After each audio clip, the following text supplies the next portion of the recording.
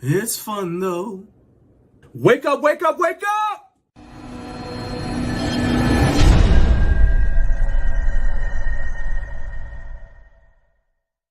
That's right. Wake up, wake up, wake up. So I have never played. That was the brand new unveiling of the show intro. I'm still tweaking it because when I turn the show intro on, and then I have to like turn the show intro on and then go live in order for you guys to see it. So I'm still tweaking it. So if you guys didn't get to see it, I'm gonna play it again at later on. But yeah, that was the show intro. What's up? This is the way too early for a Friday morning show. It's Friday. It's way too early in the morning. Bam, the two requirements have been fulfilled, and I am here with y'all. Get up. That's enough of that resting. Let's check out, see who's in the live chat. My man, Carlos. He is here. Let's go, Carlos. I'm ready for you, man. I hope you like that intro. My guy, Kurt Locker. Look at him in the building.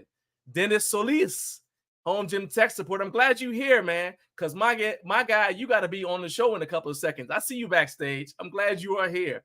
Joyce Vaudrey, what is up? Thank God it's Friday. That's right. Andrew Towers, yo, what's up, my man?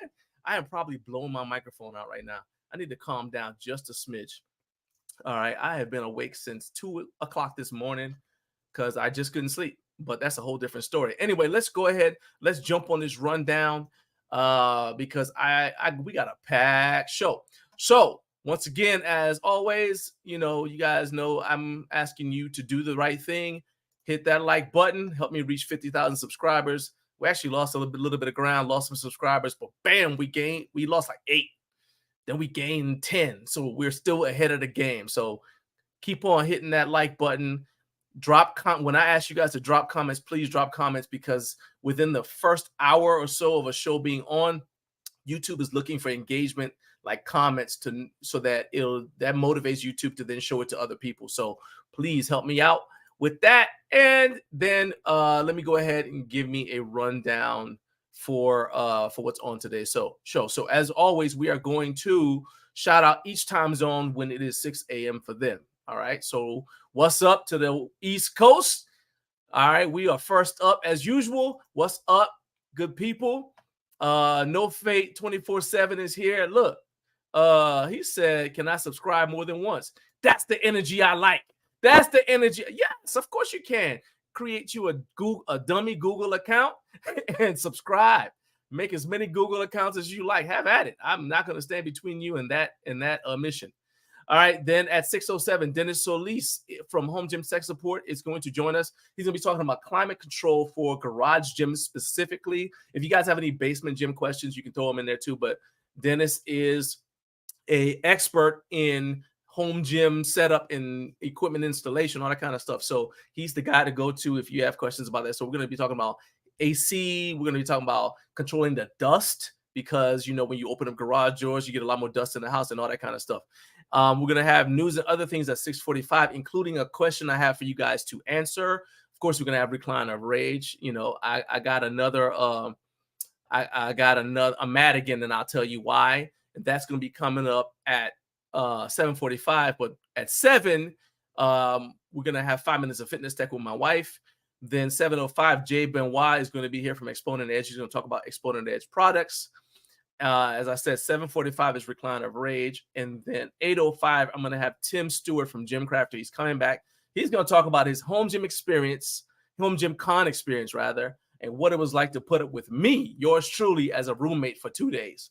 And then at 8:45, the plan is to give you guys another home gym channel recommendation. So, we got a packed show. So without further freaking ado, I think that's how you say it. I'm not French. I win battles, okay? Hold on. Let's see here. Radon is a major problem in the Northeast. All right, Dennis, I know you backstage. You heard that radon thing. Throw that in your back pocket. We're going to talk about that. We'll come back to that comment. All right, so let's go. We're going to go ahead and hit up what y'all been waiting for. You know it.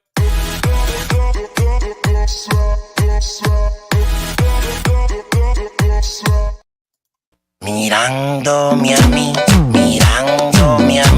sentada en tu mesa, mirándome a mí. She's looking at me, she's looking at me, sitting at your table, but looking at me. Mirándome a mí, sentada en tu mesa, mirándome a mí. She's looking at me. Looking at you. She is looking at you, Carlos. Oh, she might be wondering what you're doing, but she is definitely looking at you. I know she is. Well done. Excellent work. That oh my God, that was Coach Carp 76, my guy Matt Welch from England, tattoos_ saying, and of course the man himself, Carlos from at CBS True Consumer Reviews. Carlos was on last week with me, and you guys see that my man is prepared at all times to jam.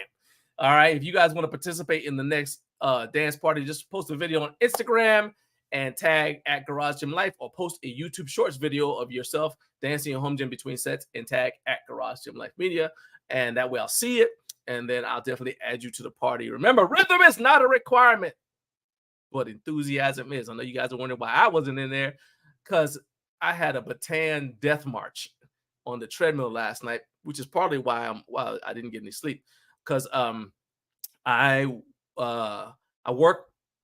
I got off of work Thursday morning, got home basically, and then I was just wrecked. I was tired. So I slept for too long, woke up, and I was like, oh shoot, I got to get my 15,000 steps. I was at 0. So I jumped on the treadmill and I walked so long the treadmill rolled over till it was back at 0 again. And just so I could get my 15,000 steps. And now I'm wrecked. There wasn't going to be there's no more dancing. I'll dance next week. But let's I know y'all laughing at my pain, but I don't care. I don't have time to discuss that with y'all, because we have got big things to get to. All right, so let's go ahead and let's bring on our first guest, Dennis. What's up? Welcome to my show. Dennis, what's up? What's up? Good morning. Dennis is like, he's got the face of someone who is like constantly astounded that I am the way I am. Because, I got a perfect face for podcast for sure. Yeah.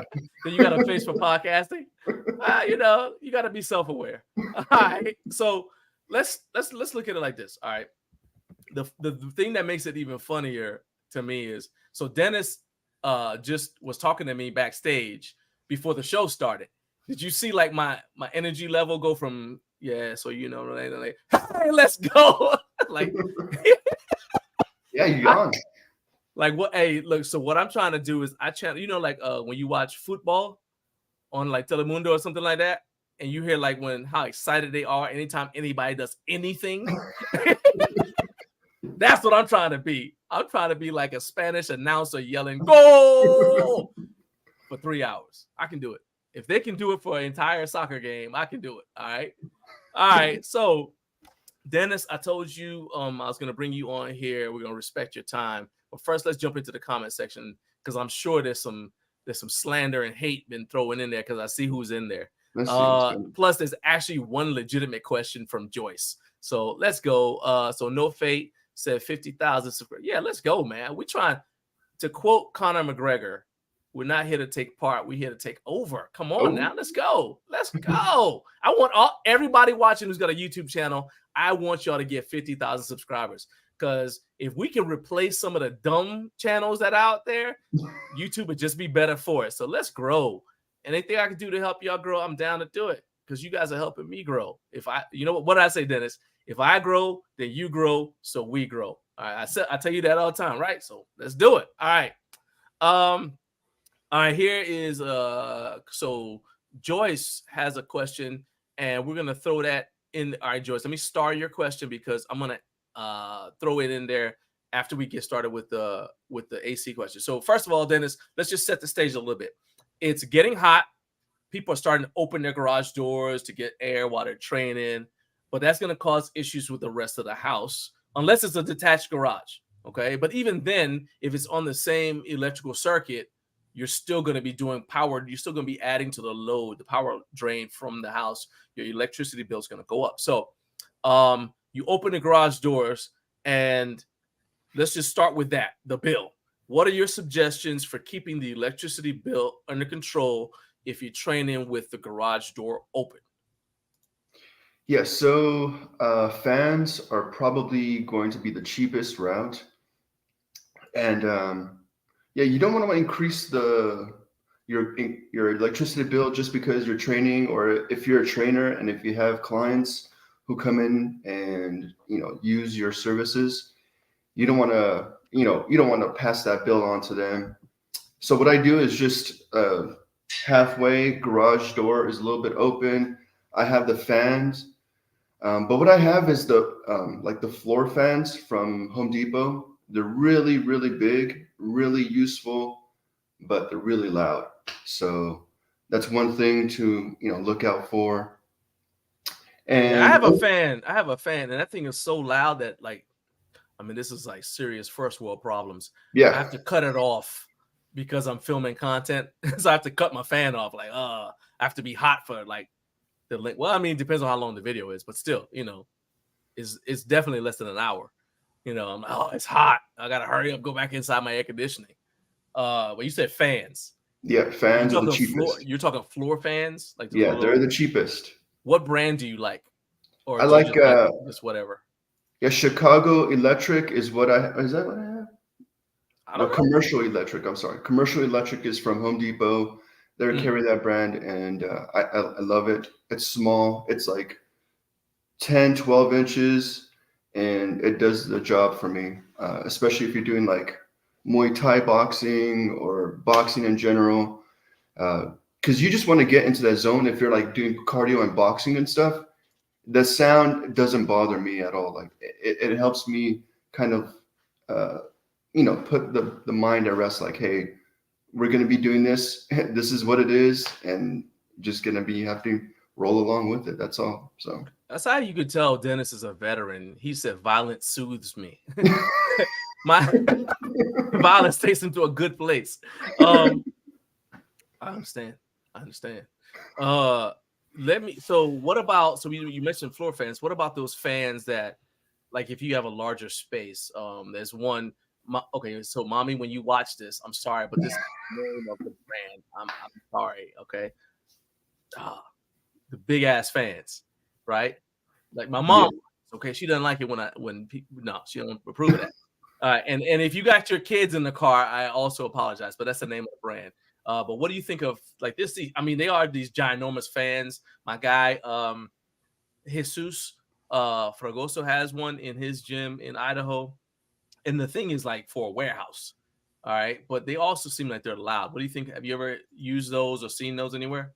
Absolutely. So starting off when I was a young apprentice in the electrical field, I did several of these big A fans. There you go. And they are meant for a warehouse industrial setting because they use 277 volts instead of the 120 volt that you have at your home.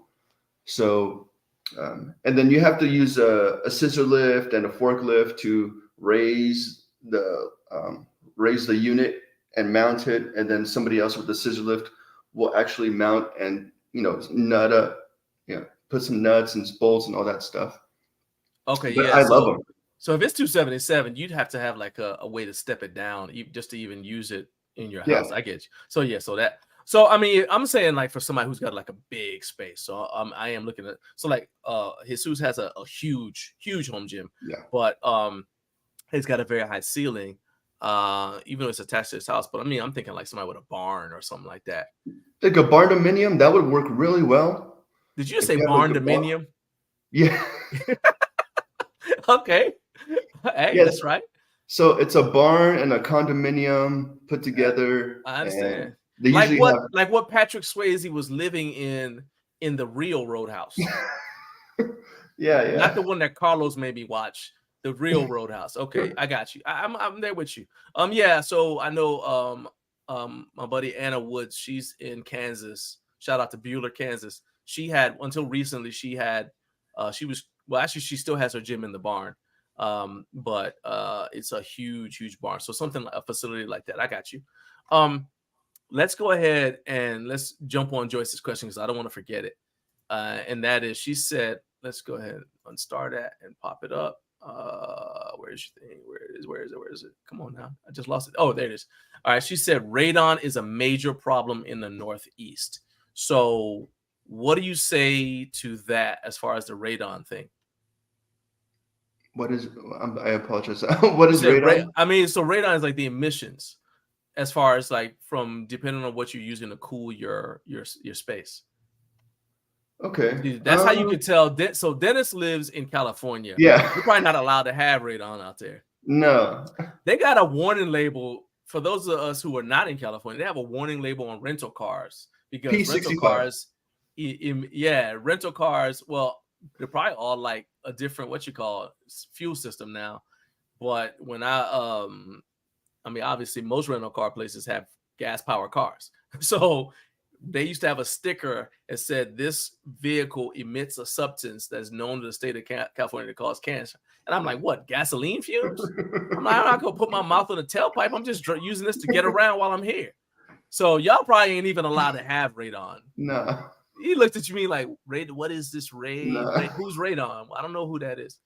So do you have any recommendations for if she wanted to find something that had like lower emissions? Can she go to like Home Depot, Lowe's, whatever, and find something? Can they help her? Yeah, so definitely Home Depot, Lowe's, they have a bunch of options that have the high energy efficiency star rating. It's the star rating that we have here. And that helps. But what I like to do is I like to go to the distributors. So United Refrigeration, I like to go and use their services because they have a whole list and a whole category of everything that my clients would need, specifically like studios, bike studios, especially in like in the desert here. I have two studios. I don't have them, but I've worked on two studios in Yucaipa, and what they do is they ride in the dark, and it's just a bunch of people pedaling like mad in the dark and going crazy on some fun music. But yeah, I've installed a couple of mini split systems on their wall. So a mini split system, if you want to get into it, did you have? Yeah.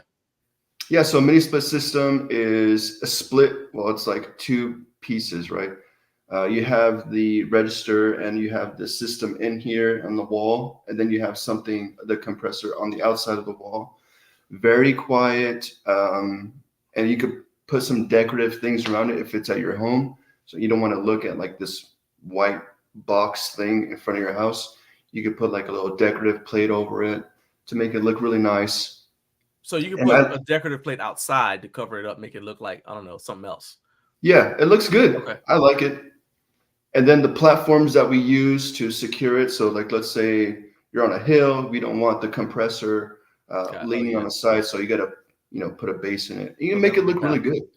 Now, is this something she could install herself, or would she have to call somebody? You could definitely install this yourself. Absolutely. But it is, it could be scary for some people because you are dealing with refrigerants. I mean, Joyce is married to an engineer, so. Yeah.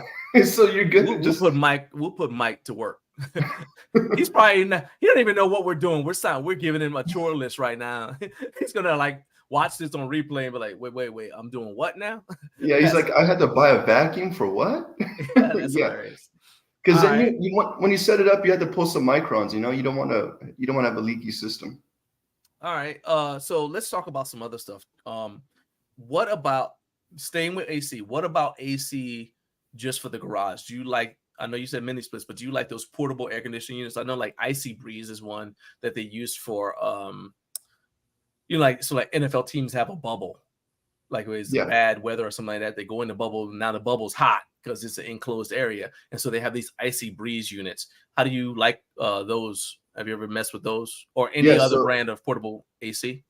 Yeah, they're adiabatic measures. So it's just a big porticle is what I'm used to. And I love them. They're super loud, and I don't recommend them if you're trying to make content and put it out to your clients or your platform. But if you have clients and you're training with somebody in your garage, I don't think they would mind, especially the payout, because the benefit the benefit's huge. I love the portacools, and they use water. You hook up your hose to them, and the water drips down from the back, and it hits this filter, and the filter is then pulled with like this fan. Oh, I love them. I really love them. I can see that. You need a minute to calm back down. What the heck?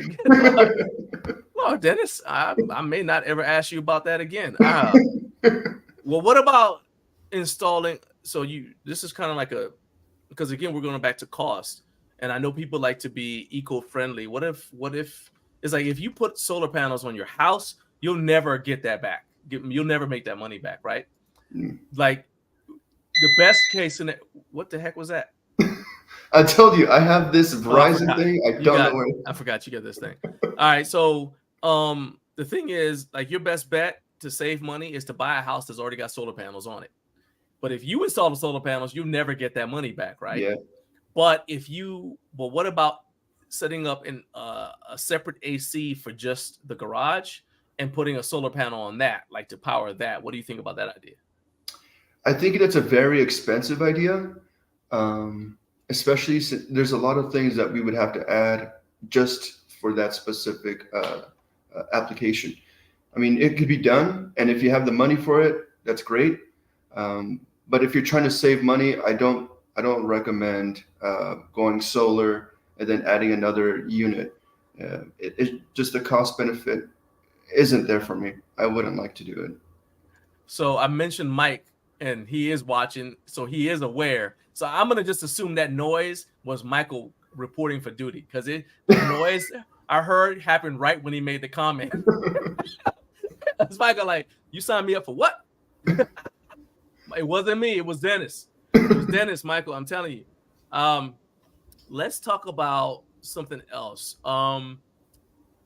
Because when you open your garage door, that's going to cause other problems, especially if you're somewhere like Las Vegas, Texas, because there's going to be more dust. Even in some parts of California, it's going to be a lot dustier as soon as you open a garage door. All right.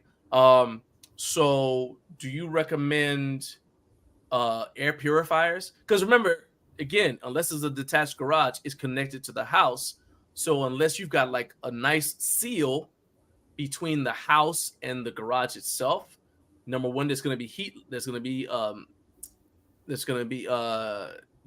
be harder to keep the rest of the house cool when you open up the garage door, and you're going to get some dust coming into the house from the garage if you open the garage door. So do you recommend air purifiers for the house to help with dust? And if you do, then what are some things that you need to say, okay, this is what I need to have if I'm going to buy an air purifier? Yeah, so I like the brand Winix, Winnix. Okay. Their products are really good. And it's a HEPA filter system, and you plug it. It's very simple. You open it up, you take out the back, you get the filter, and you remove the filter from the plastic. You got to do that. Otherwise, if you just leave it in there, you're not. Dennis doing is saying that like there's like some scar tissue on that on that part of the comment. Like, you know, like, y'all see, did y'all hear the emotion in his voice? Remove that. I'm like, I just took you to a dark place, Dennis. It's okay. You among friends. We all promise. 50 Cal Fitness is in the chat. Everybody here promises to remove the back filter. You good now? Yeah, thank you. Oh my goodness. goodness. We can continue. Because I've had clients, they're like, it's not working. I'm like, just open it, remove it, put it in, plug it in. It's very simple. I love them. Winix is a great brand. Go ahead and check them out. But also to address dust issues, if you do leave your garage door open, great. But I would recommend like a screen. And their screens are getting expensive. The people out there that are manufacturing these, they know we need them, and they know we want them, so they're charging a lot for them now. I've seen the prices go up drastically in the past maybe like 6 or 5 years. It's been like, whoa, that's kind of expensive. But there are DIY methods that you could use. It's basically this mesh. Yes, thank you. So that's the one. That's the kind of screen that I have, because that was like next on my list. Was Oh, talking about bugs. Bugs are gonna come in, and then Carlos also brought it up too. He said, "What about mosquito repellent?" I ain't got time for all that. Putting on deep woods off just to walk on my treadmill, especially because if you spray some of that stuff on, it's gonna inhibit sweating, right? It doesn't let your skin breathe, rather, right? So I have a garage door screen. That's it right there. Let me that's the brand. I really wish I was getting paid for this, but I'm not. But this is the screen, and you know, it looks like that, except I have the one for a single car garage. Mine's not as wide as that, and it's but to your point, that's 65.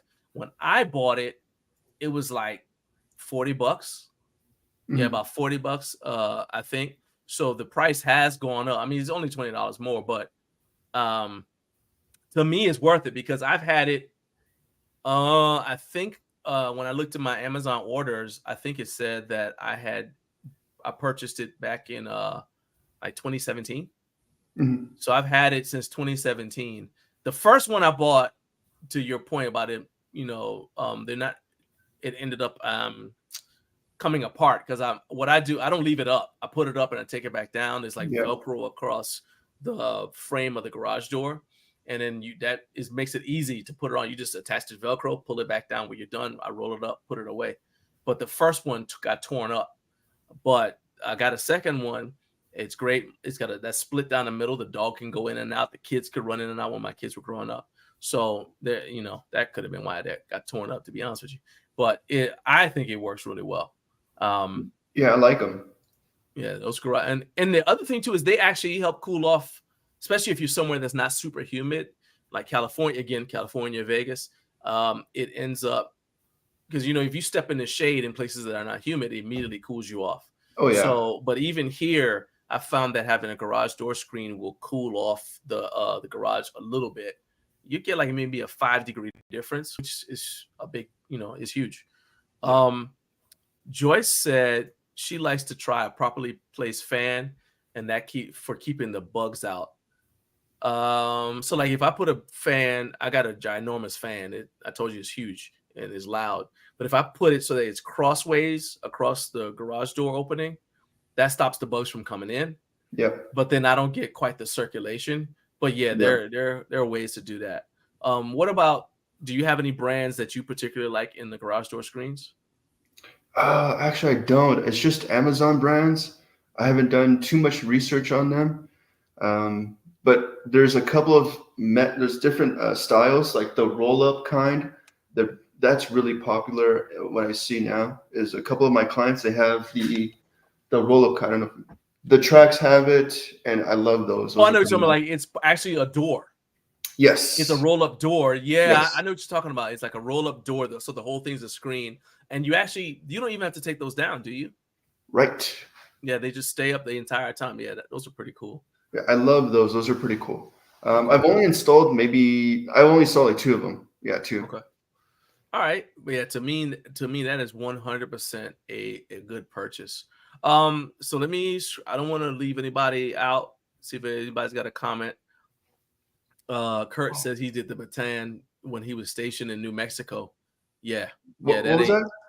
So I was talking about the baton, you know, like you were in the Navy. So you remember when they talk about anytime you go on a long march or a hump, they call it, you're doing a baton death march. Yeah, that's what I felt like I did on the dang treadmill last night. It was horrible. I mean, it was only an hour and a half, but yeah, it was horrible. I was at 4.5-degree incline, about 3.5 miles an hour. And I'm trying not to run because well, no, it's like it's for basically it's trying to keep my cardio low intensity so that that way it doesn't impact squats and deadlifts or anything else like that, especially that time of the day. All right. Mike Menser, that's your alarm for saying I got to get out of here, isn't it? I could tell. No. That was my alarm to wake up. I'm usually waking up at this time. Oh, you don't need that. That's what you got me for. What were you gonna say? Mike Menser, he's a great, legendary bodybuilder. He said you want to keep your cardio at a level where if you're trying to speak and you're out of breath, you're probably doing it to your detriment. Right. So yeah, I understand what you're saying. Like keep your cardio up, but like you got to pay attention to it. You don't want to damage your body or your heart any further than you've done it, so far.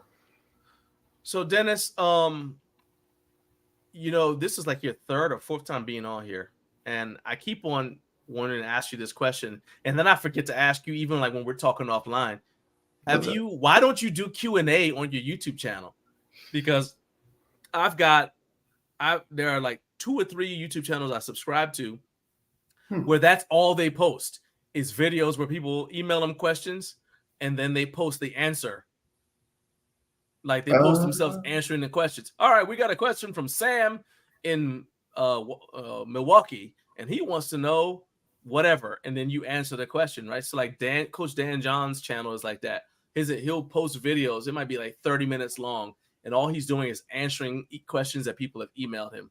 Paul Revelia does that as well.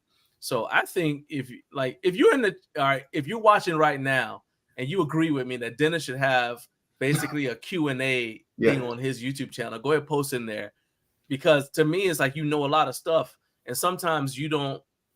I know from my perspective, sometimes you know something, but it doesn't occur to you that other people don't know it until they ask you. So it would never occur to me like to make a video about garage door screens, but unless somebody asks me, you know what I mean?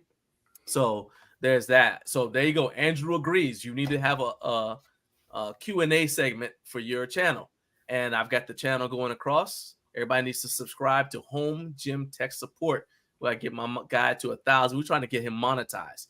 Let's get to 1,000 subscribers. Home Gym Tech Support on YouTube. Now you've also got an Instagram, so tell them what your Instagram is and anything else you want to tell them for how people can get in touch with you. So my Instagram is Home Fitness Works, and what we do is residential gym conversions and equipment services. So anything that breaks in your garage gym, I can help you fix it. If you bought it on Amazon and you want me to put it together, I can help you with that. And if you want to make your garage gym beautiful with mirrors, lighting, and paint, I'm your guy. All right, my man. Thank you so much. So that is, once again, that's Home Fitness Works, right? Yeah, and Works is WERX. That's right. All right, so I got it going across the bottom. Everybody, go ahead, follow Home Fitness Works. Dennis, thank you so much for being here. I know you got stuff you got to do with the rest of your day, so I'm gonna let you go. But my man, I appreciate you for being here so much.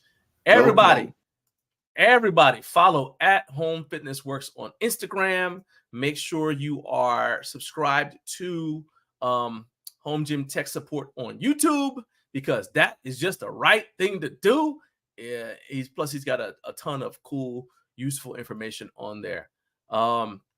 Michael V says Home Fitness Works, laying out the perks. That's what I'm talking about. And yes, Dennis is frequently up way too early. All right, let's go back up to the top, and then we're gonna make sure I'll get the comment section, and then we are going to go into news and other things before we add and then go into 5 minutes of fitness tech. All right, so let's see here. So top of the morning. So we got Carlos said, let's go. You know what? Kurt says, I'm up. Nah, I expect nothing less, Kurt. All right. Carlos, wake up, wake up, wake up. That's it. That's the rallying cry. Home Gym Tech Support. Dennis is just on air. He said, good morning, everybody. Joyce Vaudrey said, thank God it's Friday. You dang right. Andrew Towers, yes, sir. That's right. I salute you, but I'm a Marine. We don't salute without a cover on, and definitely not indoors. Good morning to Kurt from Carlos.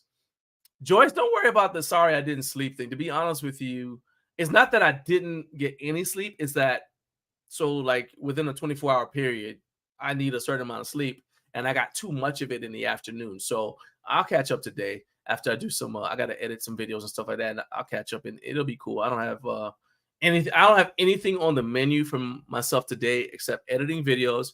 I've got a vlog for HomeGymCon that I'm going to edit and have ready to go. It's going to be up on Saturday. And then I've also got, this is actually a pretty good time to say it. So all of my the remainder of my HomeGymCon videos, my booth tours, including the one with Michael, all those are going to be in the playlist. I was going to drip them out, meaning like one at a time each day, but basically people are starting to get like tired of that. Like I'm starting to see like the initial views, which is how I gauge enthusiasm. Those are starting to go down a little bit because I get it. A lot of people are posting stuff now. I was probably one of the first to post, as usual. That's what I do. But a lot of people have posted their stuff now. So what I'm going to do is I'm going to post all of them, put them in a playlist, and they're all going to come out Saturday. And so you guys will be able to see the vlog. So you'll be able to go to the playlist, HomeGymCon 2024, and you'll be able to see the vlog, and then you'll see all of my booth tours right there, and including the new ones that you guys have not seen yet. We got some cool stuff. Michael Vaudreuil's invention, his prototype. That's something that you guys want to check out. Andrew, you definitely, and you probably saw it because you were at HomeGymCon, but that's definitely going to be something that you want to check out as well. Then No Fate, Jonathan says, let's go. We already talked about that. So Andrew says he wants to connect Dennis with Backyard Shreds, a dude named Cody Lutz. So, okay. I would say hit Dennis. Well, you already got Dennis's contact information. So yeah, you guys need to make that happen. Kelly Burney, what's up? Kelly and her husband go to church with us. I hope you're feeling better, Kelly. I still got those resistance. I still got the resistance bands, but I still got the resistance bands here at the house. So Naomi and I'll be here at the house, so you can swing by and pick them up whenever you're ready. Let's dance. Love it. Getting jiggy with it. Of course, my hips don't lie. Got my steps. Let's see here. 50 Cal Fitness. I'm going to say, let me stop right there. So 50 Cal Fitness, my man, I didn't tell you how much it meant to me that you took the time to stop me to ask me to take a picture, because a lot of times in the hustle and bustle of stuff, especially at HomeGymCon, it was so busy that it's really easy for me not to enjoy the moment, because I go there and you guys will hear when we talked, when Tim comes on at 8:00, I'm a fairly driven person. I would say I'm focused, right? And so it's easy for me to forget to enjoy the moment. And so I really appreciate you stopping me, because that was like a moment I could just like enjoy. And I really do appreciate that. I don't even know. I'm not really expressing to you how much it meant to me that you allowed me to enjoy HomeGymCon for that moment in time. So that was pretty cool. So thank you. CB. Oh, okay. Look, first of all, if you hated the new Roadhouse, raise your hand. Okay. That's all I'm going to say about that. Scrolling down, Tattoo saying, Matt, I played your video. You were a key feature of the dance party, my man. So I'm glad you're here. I know you're probably busy at work. It says you're busy at work. So I just appreciate you being here, man. However, I don't think an ice bath is a viable method of getting cool and staying cool. See, scrolling down. Let's go. Keep going. Kurt says you're wrapping up your last exam for grad program. Oh, okay. So you're doing your exam right now, and I'm keeping the ADHD monsters. Man, I'm glad I could help, dude. That's and good luck on the exam, man. I know you're gonna kill it. I gotta actually, shout out to Kurt just in general, because he put together the strongman competition, and it was hang on a second. Yeah.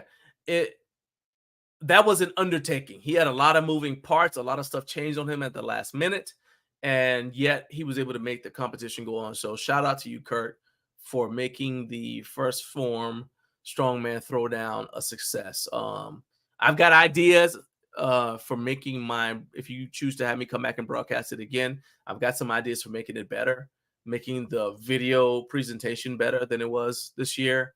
But just shout out to you and to all of the competitors as well. All right, so let's scroll down. Joyce said she saw I was driven and yeah, I'm telling you, I'm 100%. I keep the main thing. But it's also important, sometimes you got to enjoy the moment, because you got to, enjoy the moment a little bit. In fact, though, this is a little bit of a tangent, but I remember when I was fighting, I would, if I hit a flurry, like you watch people hit the bag, right? And it's like boom, boom, boom, boom, boom, boom, and they want to just keep on hitting the bag. And my coach taught us you hit a flurry, then you back off, because you have to let your work take effect. Because what you don't know, and I kind of translated that into regular life too. So I don't know if you guys have ever seen a fight, like a boxing match, especially this happens in boxing a lot, where you hit a dude, okay, so the guy's getting hit, and you hit him one time too many, and it wakes him back up. Like he was knocked out. You hit him again, he wakes up. And it happens in the UFC sometimes. You see a guy get hit, and then he gets hit as he's going down, wakes up and throws a punch, and ends up winning the fight. So you kind of gotta enjoy the moment. And so it's like, or that's what I think of, especially like when I was reflecting on the thing with 50 Cal Fitness. I was like, yeah, you gotta slow down, let your work take effect, So yeah. Let's see here. Kurt Locker, Carp's Gym. Hey, Carp. Hey, my man. I sent you the money for that shirt on Venmo. Or to be more specific, I asked my wife to do it. So if you didn't get it, shoot me a message and I'll just double check. But you should have it today already. And let's see here. But shout out to Coach Carp. I actually have I actually posted a video. It should be coming out maybe tomorrow, where I talk about the shirt, how much I love it. I really love the shirt. And he said Kurt was very attentive. And Matthew Porter Fizzette himself is here. I'm glad you're here, man. You probably headed off to school soon, but thank you for joining us. All right, let's go into the next segment. That was it for the comment section for that. Now it's time to go into our next segment, which is, that's right, the news.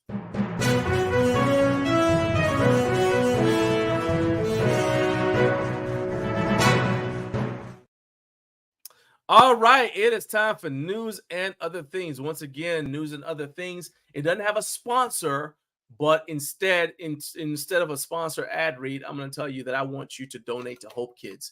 Hope Kids provides ongoing events, activities, and a powerful, unique community for families who have a child with cancer or some other life-threatening condition. I know that there are a ton of other charities you give your money to. A lot of you guys are really good about donating to worthy causes, but Hope Kids has become something that is important to me, because I've met some of the kids that Hope Kids helps. And I'm telling you, if you donate even a dollar, the link is in the description for this video, whether you're watching on Facebook or LinkedIn or YouTube. And all I ask you is click on that link. It'll take you there. It'll tell you more about what they do. And it is definitely a worthy cause. It's not one of those causes where you give the money and you don't know what they're actually going to do with your money, right? I promise you, it is a worthy cause. You are a superhero. If you donate to Hope Kids, you're going to be a superhero to those kids. And if you are in Nashville next year, anywhere, please, Carp, this is for you. If you're in Nashville next year during the time of Relentless, it's always in April, come down to Relentless. It's going to be at the Nashville Fairgrounds. And I promise, and you're going to see some powerlifting. I'll be there because it's a charity that means a lot to me, and it's a good time. And heck, if you want to compete, that's also a good way to support as well. All right. So anyway, now we said all that. I mentioned this to Carlos a little bit, but the show needs a theme song. That's the first item of news. Our show needs a theme song, and I got tired of kind of like, I thought about going on, Fiverr or one of those places and asking somebody to write one. But I ain't that type of guy. So you know what I did? That's right. I wrote one. Now, full disclosure, I had just gotten off the treadmill and I was in the gym when I wrote this. But check out the new show intro. Here we go. I just wake up in the morning and I yell a lot, even though it's way too early. It's fun though. Wake up, wake up, wake up!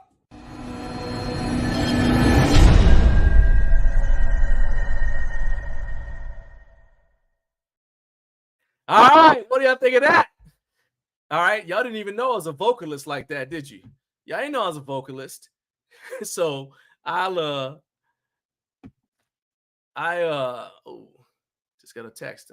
That was not good news. It'll be all right. So yeah, you guys, you didn't know I was a vocalist like that. I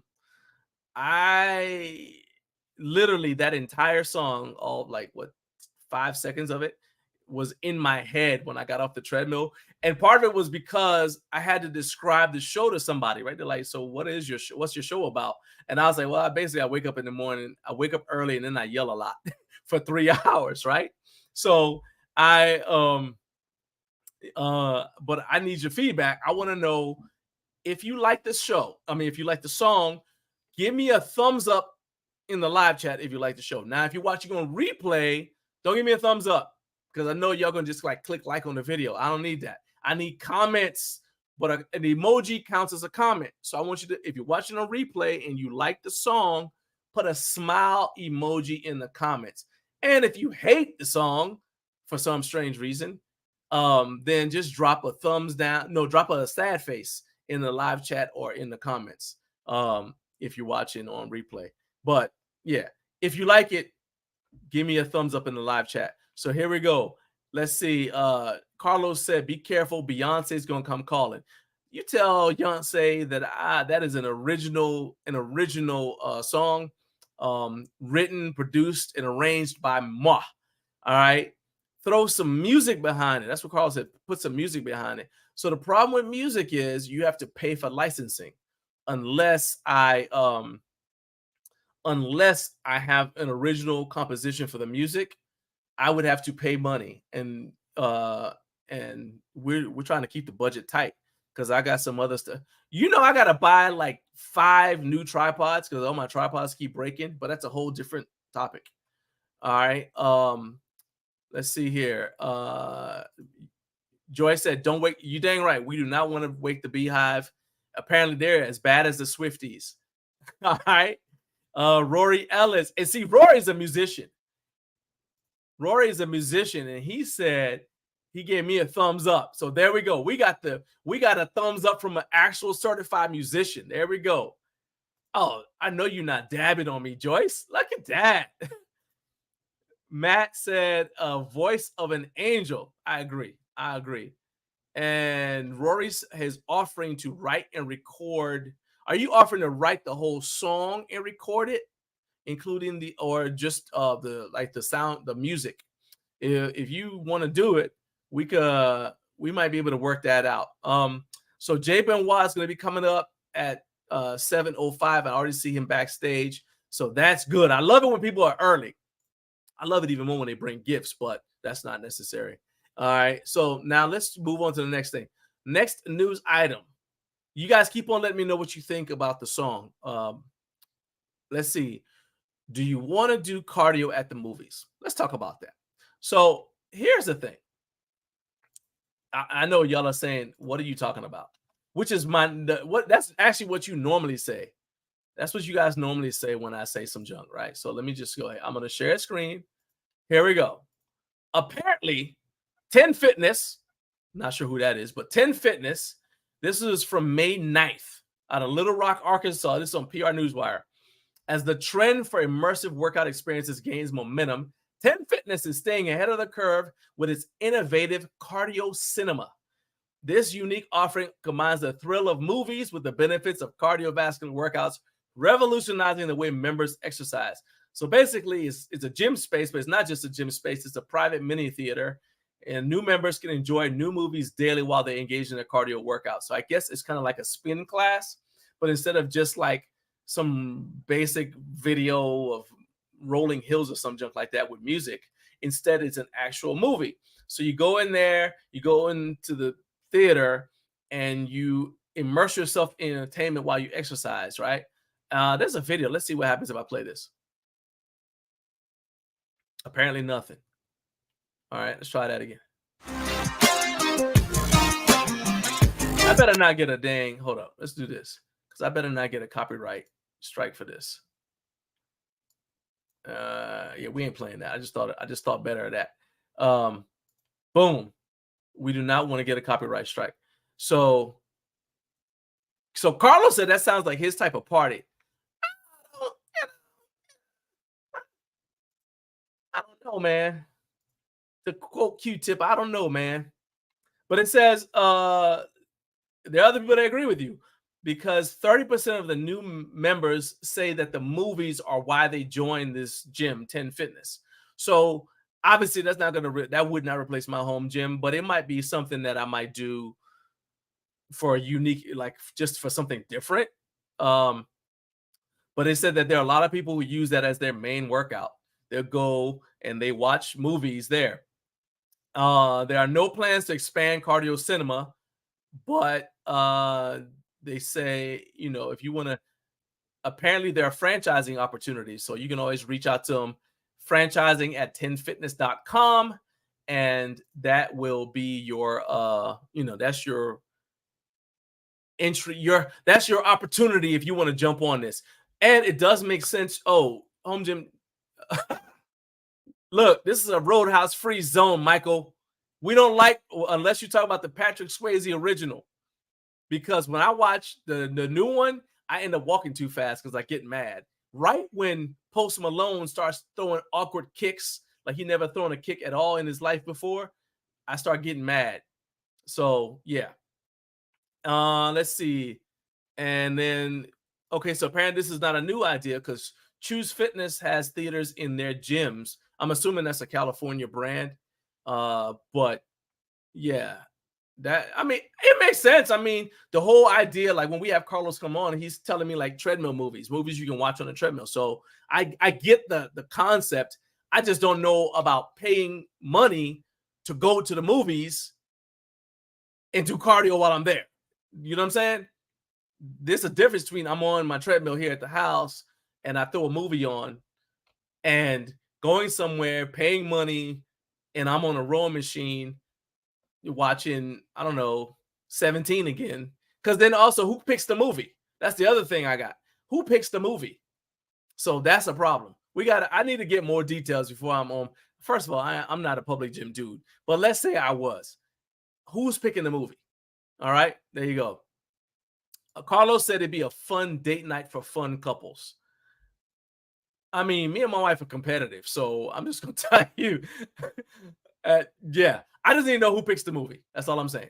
And Swayze. Okay, there you go. I knew you were an intelligent person, Michael. All right. So let's see here. Let's run through the rest of the news, and then we're going to move into our next segment. The next segment I have is, I wasn't prepared for this one.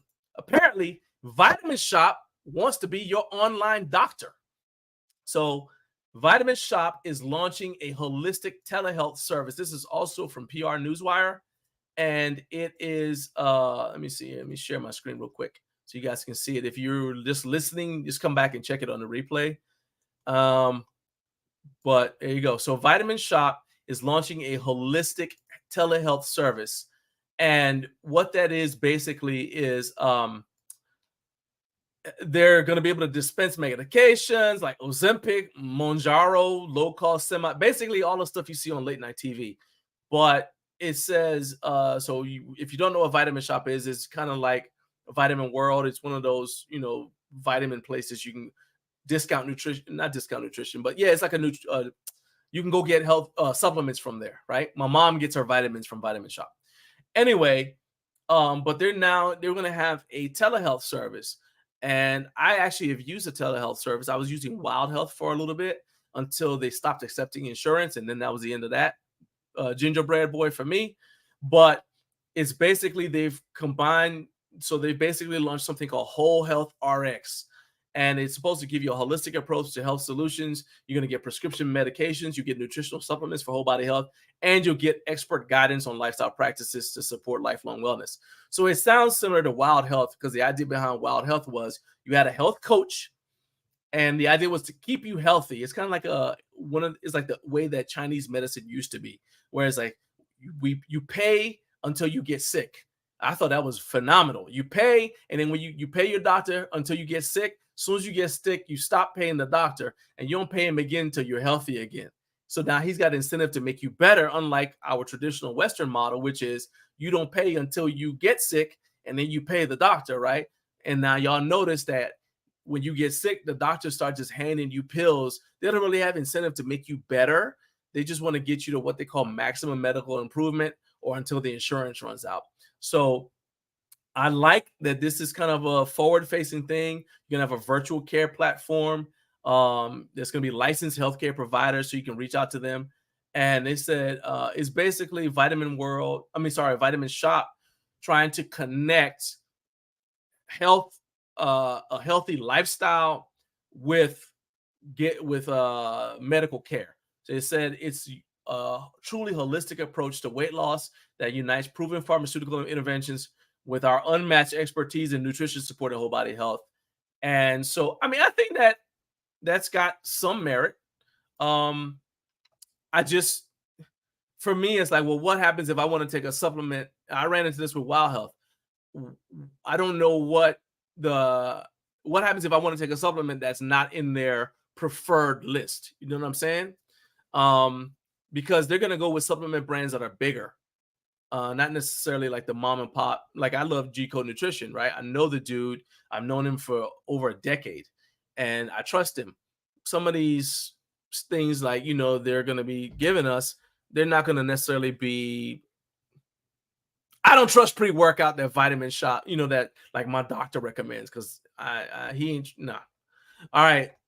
And Andrew says Equinox is rolling out a 40K gym membership, and they're selling it as a program to extend life expectancy. So that's 40,000 a year, not 40,000. Yeah, I figured it was 40. I was hoping it's 40,000 a year, Andrew. So 40,000 a year. I'm not a math doctor. Somebody do the math for me. What is 40,000 a year? Let's say a month.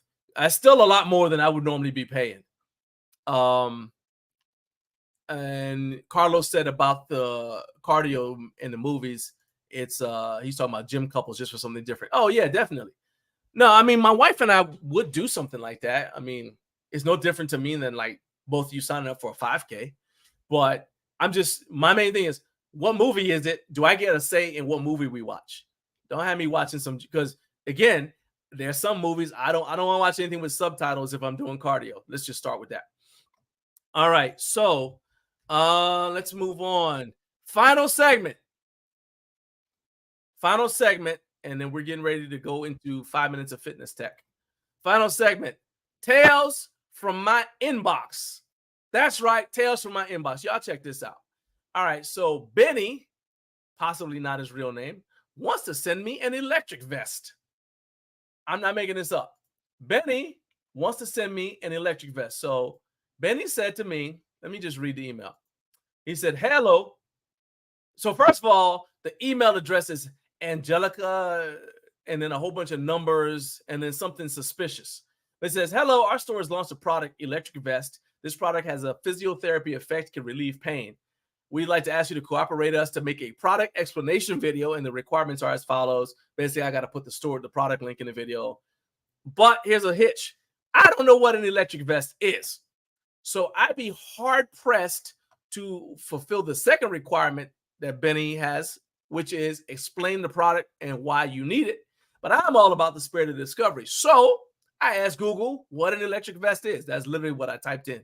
What is an electric vest? And the results all point to it being a heated vest. So this is what popped up when I did my Google search.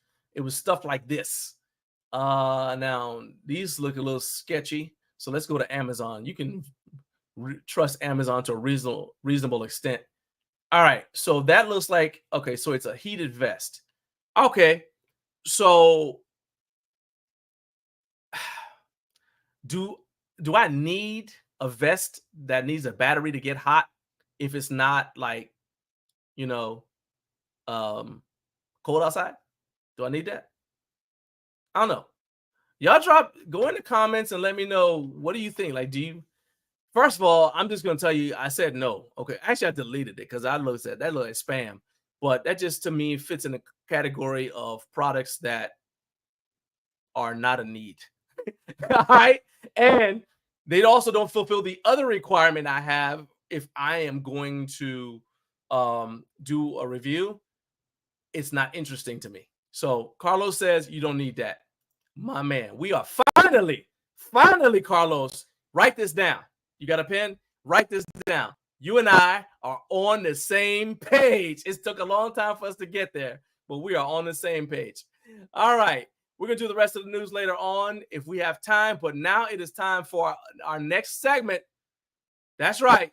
5 minutes of fitness tech. 1, 2, 3, 4.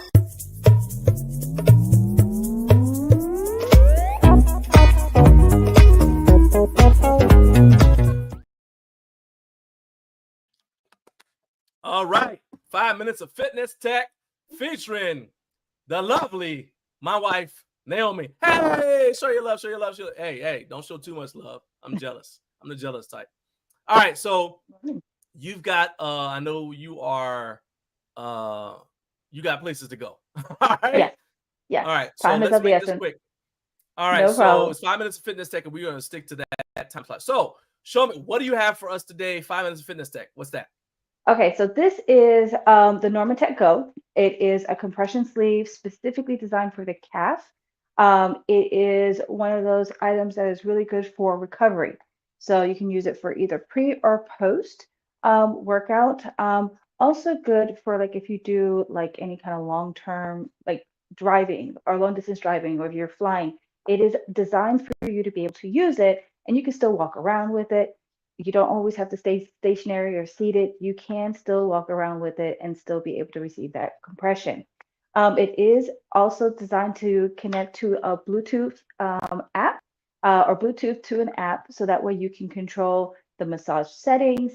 You can also change between the two sleeves, the different massage or the compression settings, so that way The you intensity? can, the intensity, but it can Okay. be one versus the other, or you can have it where it's working together.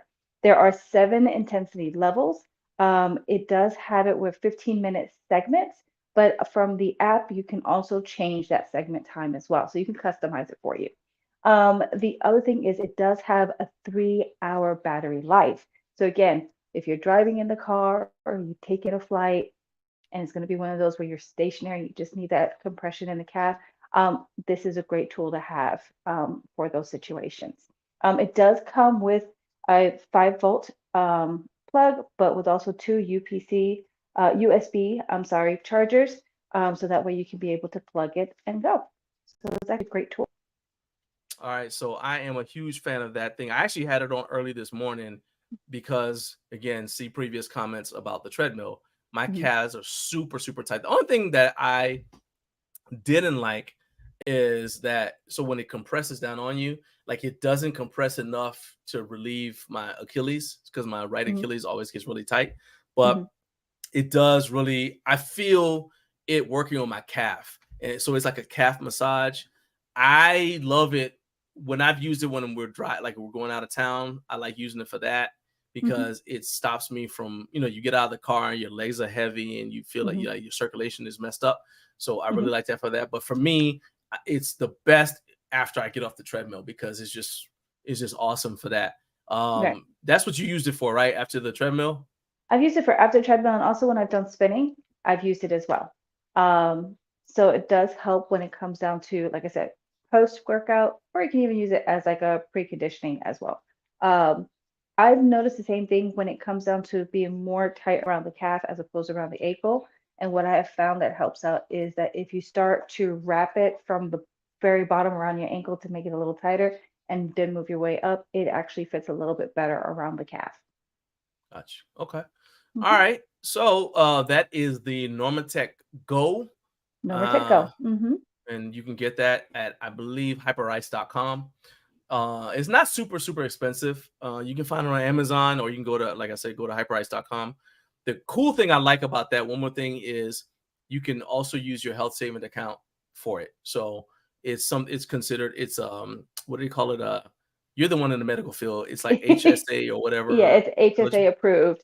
So you can go ahead and purchase it with your HSA account. Also, what's great is this doesn't take up much room in a carry-on, and it's also, you can take it through with TSA. So no issues with that.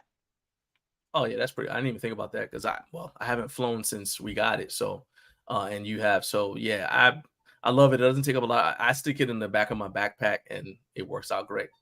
But hey, I know you got to go because you got a kid to take to school. and I'll be picking her up from school. You can let her know. All right, Nora, we gotta go. All right, love you. Later. Love you. Bye. All right, bye.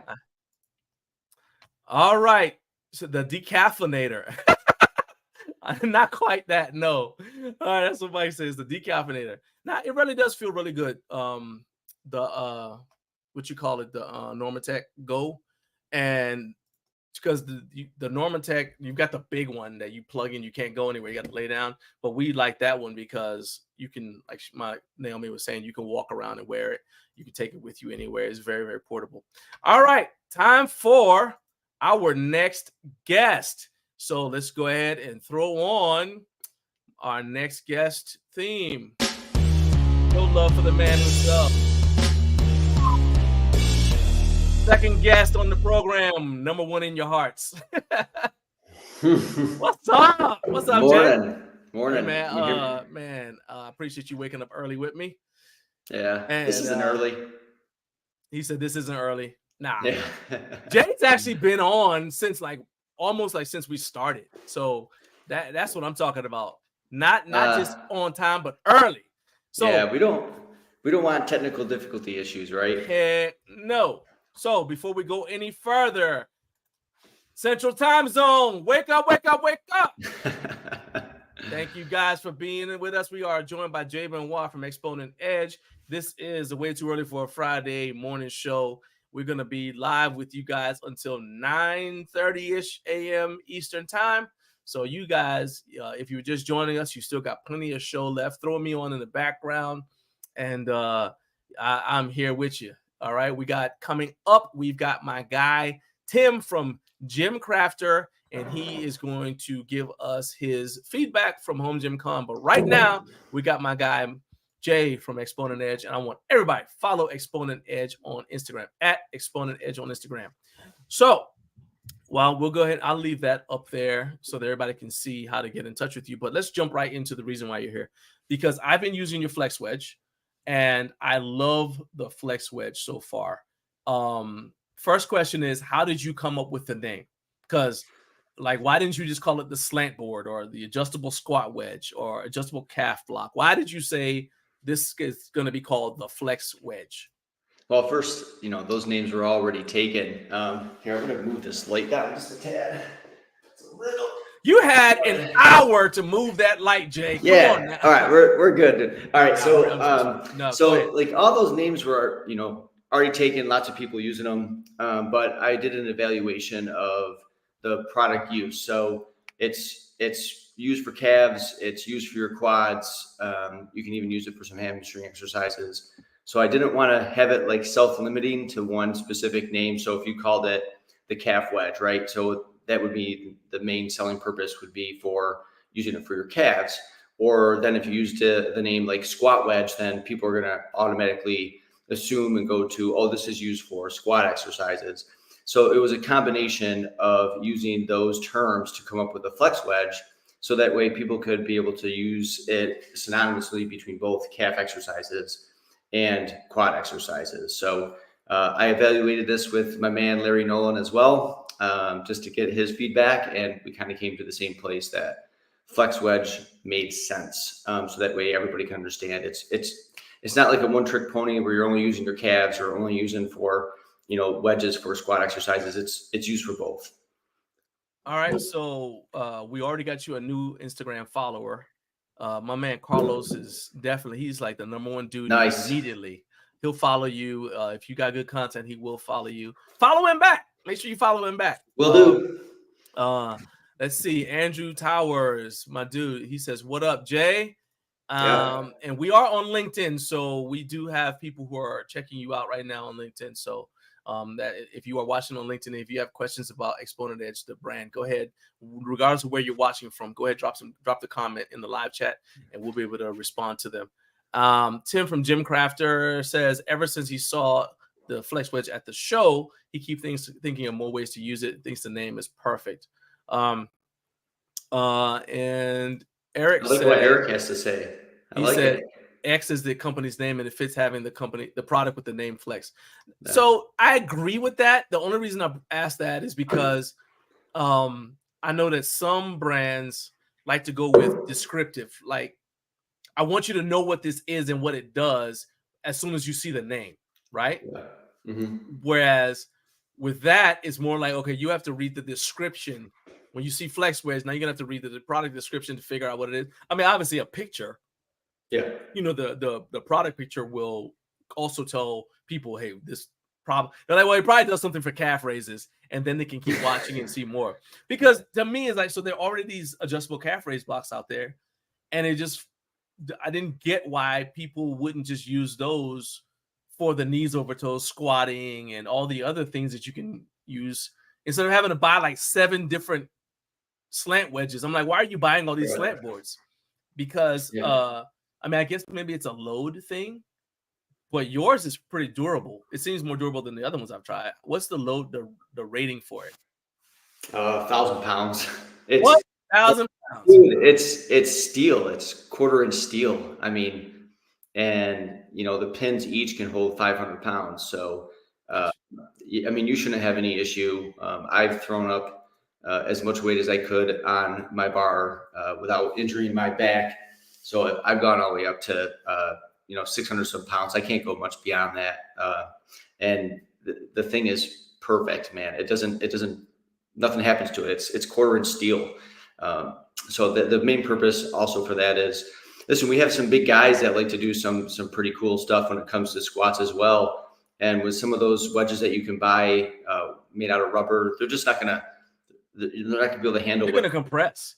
Yeah. So the point is, I'm not a huge guy, but I also like to throw up some decent weights from time to time. So I needed something that was going to be able to handle what I wanted to do with it. And this is how I came up with the idea for the flex wedge and being able to hold the capacity up to 1,000 pounds. So you're not going to have any issue no matter what you use. If you're using 1,000 pounds, you're an elite power lifter in the space. And so everyone at home that wants to be doing calf raises or using the product for deficit lunges, elevated lunges, deficit Bulgarian split squats. I use it for a lot of squat exercises using my landmine. I did those a couple of days ago and did a reel on it. Just some options to do elevated squats, both with my feet completely on the platform, also with my toes on the floor and my heels on the platform. I did lunges with it. I did barbell lunges, and you can do some RDLs with your foot elevated. So all of those things, I wanted to make sure it could be able to handle whatever somebody wants to try to put through it, right? And certainly people that are bigger than I. So yeah. So the first thing I thought was like, Rory's watching. Rory Ellis is on here, and Rory's a pretty strong dude. So I want to see Rory. I want to see you do a knees over toe squat with the flex wedge. I'm not scared to drive up there to Nashville with my flex wedge because I've got the prototype you sent me in my garage. And I'll go up there with that and let Roy try it out. That's actually a nice excuse for a field trip. Drive up there and and hey, Rory, that's how much weight can you do with this? Like I said, he's a strong dude. Let's go. So my man, hey, my brother, everybody's favorite uncle has arrived. He said he has risen. See calf raises. Eric said that calf raises is probably the only thing he could do 1,000 pounds on. He's got excellent. He's known for his calf genetics, apparently. Only good muscle he's got. And Rory said, done. Said he'd love to. He loved your booth. And that actually goes to the next question I had, which is you were getting a lot. I saw several content creators visiting you. What was the reaction to your booth and to your products when you were at HomeGymCon? To be honest, I was really surprised. I've never been to HomeGymCon before. This was my first time. So, every experience I had there was a new one. So I didn't really know up front exactly what to expect. But the response to the flex wedge in combination with my calf cups, as well as, having that copy of the Infinity Bench with me was great, man. We were getting lots of people coming over. We had an opportunity to pretty much explain all 3 of those new innovative products to anyone coming over. I think anytime you have something new that's different than what other people have out there, it's going to draw attention.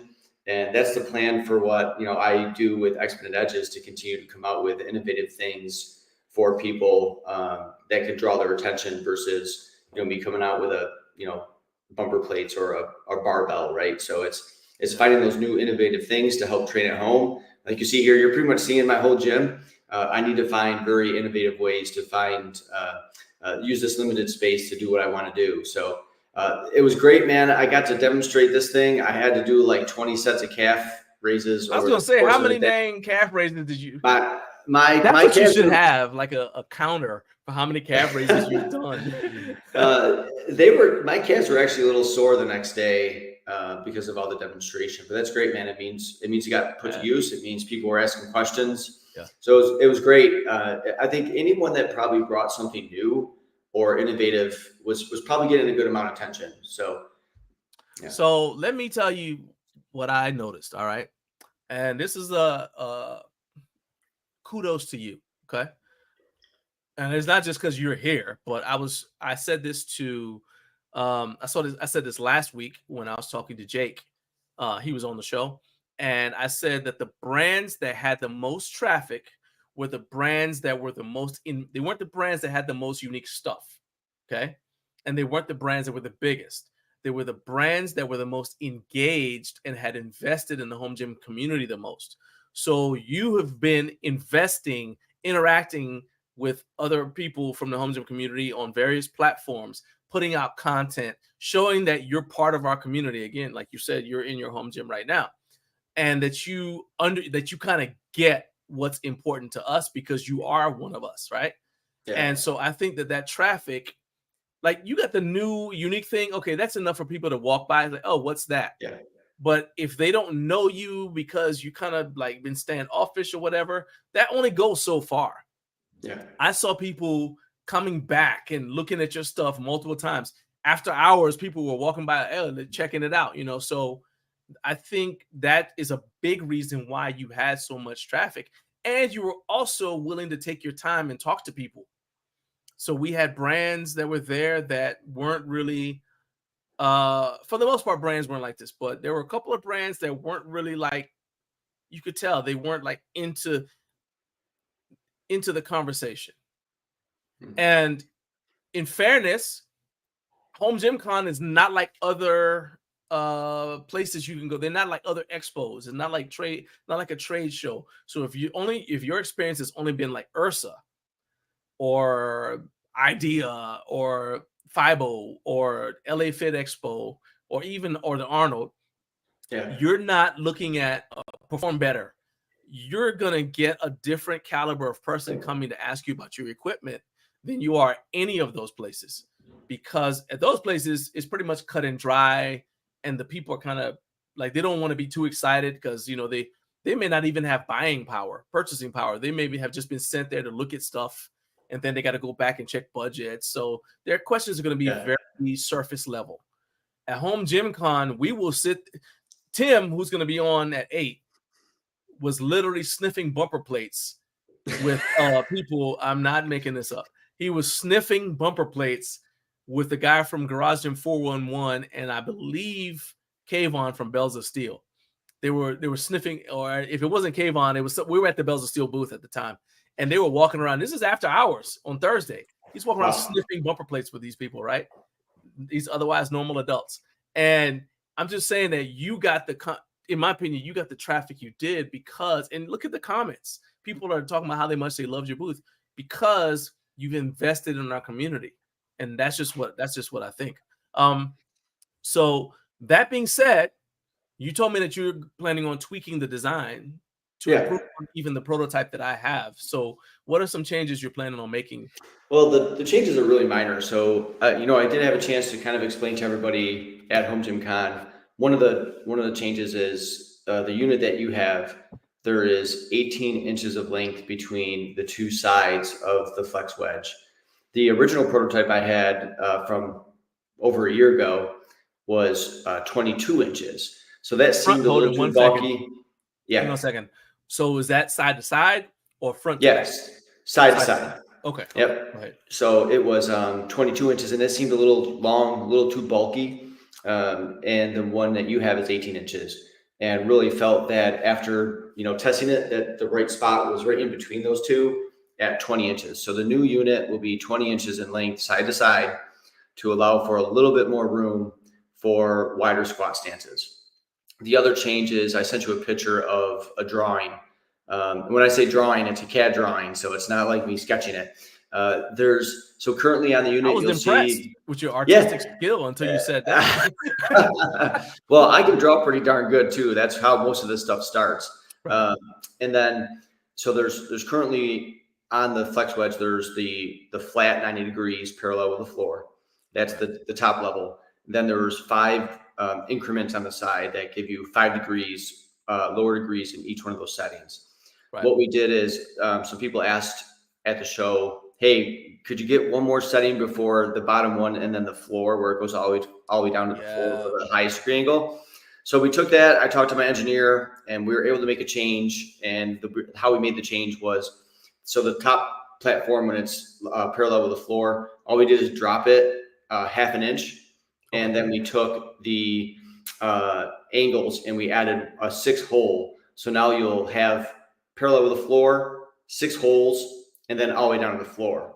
So you're going to have all those different options with this one device. So the changes aren't major, but it was just getting feedback from people at the show asking for one additional angle between the bottom hole and then the floor. So it was probably a good maybe like 1.5 to 2 inches between that bottom hole and the floor. So now we got something that's in between. So just more, options for people to choose the angle that they want to perform their exercises at. And those are the only 2 changes that you'll see. The diamond plate still stays there. The handles are staying there. The pins are going to remain. So all those other things that you'll see on your device are going to remain the same outside of those 2 changes. So I think that the addition of one more degree of incline is probably important because I use it barefoot. Number one, I think that calf raises are best done barefoot. Okay. Because it's easier to connect to your big toe. So if you want to raise up this is like that. So if you've got good calf genetics, you don't have to worry about this. But if you don't, then you need to kind of like, you got to use all the tricks, right? And I don't necessarily have good calf genetics. So it's like, well, you have to decide, okay, am I coming up on my big toe? Am I coming up on my pinky? Am I more towards my pinky? Whatever, right? Because basically, whichever way your foot wants to go is going to be towards where you're strongest, and you actually can get more bang for your buck if you go the other way, right? Yeah. Mm-hmm. But it's hard to do that if you're not barefoot. That being said, most of the time when I use one of these things, they're very slick, in addition to being flimsy. And so your flex wedge is great, but I found that when it was just like all the way on up and when it was resting on the floor, it was a little like it was still like I slid. So I didn't slide until I got to that. And then it was like, okay, this is too steep. I slipped a little bit. And it's so I think adding the additional degree of incline might alleviate that problem a little bit. Yeah. Because you don't want it to be like sandpaper, obviously, but that would be like my only, I guess, if you can call it negative feedback, because I'm like in every other way I love it. Because that was actually the thing I asked you at HomeGymCon. Does it work if you're barefoot? Yeah. Like it doesn't make sense to me because I also squat barefoot. So I get on that thing to stretch my calves out so that my squat depth is good. Doesn't make sense to me to put shoes on just to do that. Take them back off and then squat. So that's my main thing. If anybody was able to use the flex wedge at HomeGymCon, or you just have any questions for Jay, we've got him for a few more minutes. So go ahead and throw your questions in here. If you're watching on replay, have no fear. He's going to be monitoring this video. So just go ahead and throw your comments in the chat and put your questions in the comments, and we will still be responding to your questions. So if you're watching on replay, if you're listening to this right now, you're going to come back and watch on replay. We're not going to, you're not just left out in the cold just because you didn't catch this live. So feel free to put it there. And you could also shoot him a DM. You're still getting DMs at Exponent Edge on Instagram. And then make sure you give him a follow while you're there. So let's talk about, so we have a very valid question. Somebody wants to see the product. There you go. So and that's there you go. So I'll pull it up right now. I'll show you guys. Oh, yeah, thanks, you have man. it right there? No, because All right, so yeah, I'll do that. I don't have it because Mr. Jose at Dad Shredded's got my unit. Okay, so there you go. Yep. So this is it right here. So this is it. This is it when it's slightly inclined. That's what it looks front to back. This is it in let's scroll down. Right there. Somebody using it. Somebody familiar looking using it. Yeah, that's me. All right. So you see right there, that's how it looks when you're using it. Yeah. There's another, let's check out this other video here. This is just showing the multiple angles. Yeah, I was hoping that's what it was. Okay, so there we go. So you can see how far down it goes. It goes all the way down. And that's what I was saying, like when it's all the way at the very bottom there, that's when right there. Oh, well, I guess my hands are fast, but my fingers are slow.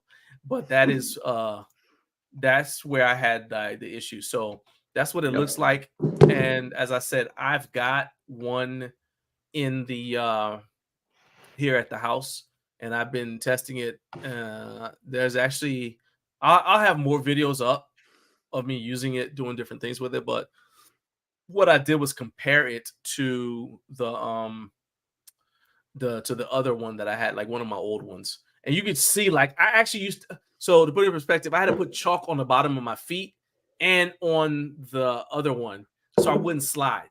And I don't have to do that with the Flex Wedge. So that is that is a big, to me, it's a big plus. So Michael says helpful feedback. Oh, he says that it wasn't negative feedback. It was that was helpful feedback. So if anybody has any questions or anything else, like I said, go ahead, throw your questions out here. We've got Jay for a couple more minutes. While we wait to see if anybody's got any other questions, the Flex Wedge is not your only product. So give me an update. You got a bunch of stuff. So I'm going to go ahead and I'll go back to your website and start and show people some of your other products in case people weren't at HomeGymCon. But just while we're doing that, go ahead and give me an update on, your pre-orders for all your stuff. Like how soon can we get the Infinity Bench, the calf cups, the Flex Wedge, and if you've got something that isn't on pre-order that people can order now, let's talk about that as well. So just go ahead and So the pre-order items currently are the Flex Wedge, the calf cup, which is another device that you can kind of see in the background right there. It's a J cup that doubles, has a lock-in device, so it allows you to perform calf raises without having to worry about falling forward or falling back from your bench. There you go. It's a lock-in device, so that pin can be removed, and the calf cup turns into a regular J cup. And then the other is the Infinity Bench. Now, the Infinity Bench is already ordered. Manufacturing has started. The shipment date right now to people purchasing the bench is it's an estimate, but it should be pretty close, is the end of July. Most manufacturing takes about outside of the versatility 40 to 45 days. Yeah, there we go. Those are the 3 pre-order items currently, so you can pre-order those now. Anything that's on a pre-order always has a discount associated with it to, obviously encourage people to purchase early while you're waiting for that device to come in, right? So it's a perk because you have to wait. There are a number of other items that I'm already selling today. Some of my top products are my landmine jack. It's just a device that allows you to easily load and unload weights when performing landmine exercises. You'll see it in a ton of videos that I do.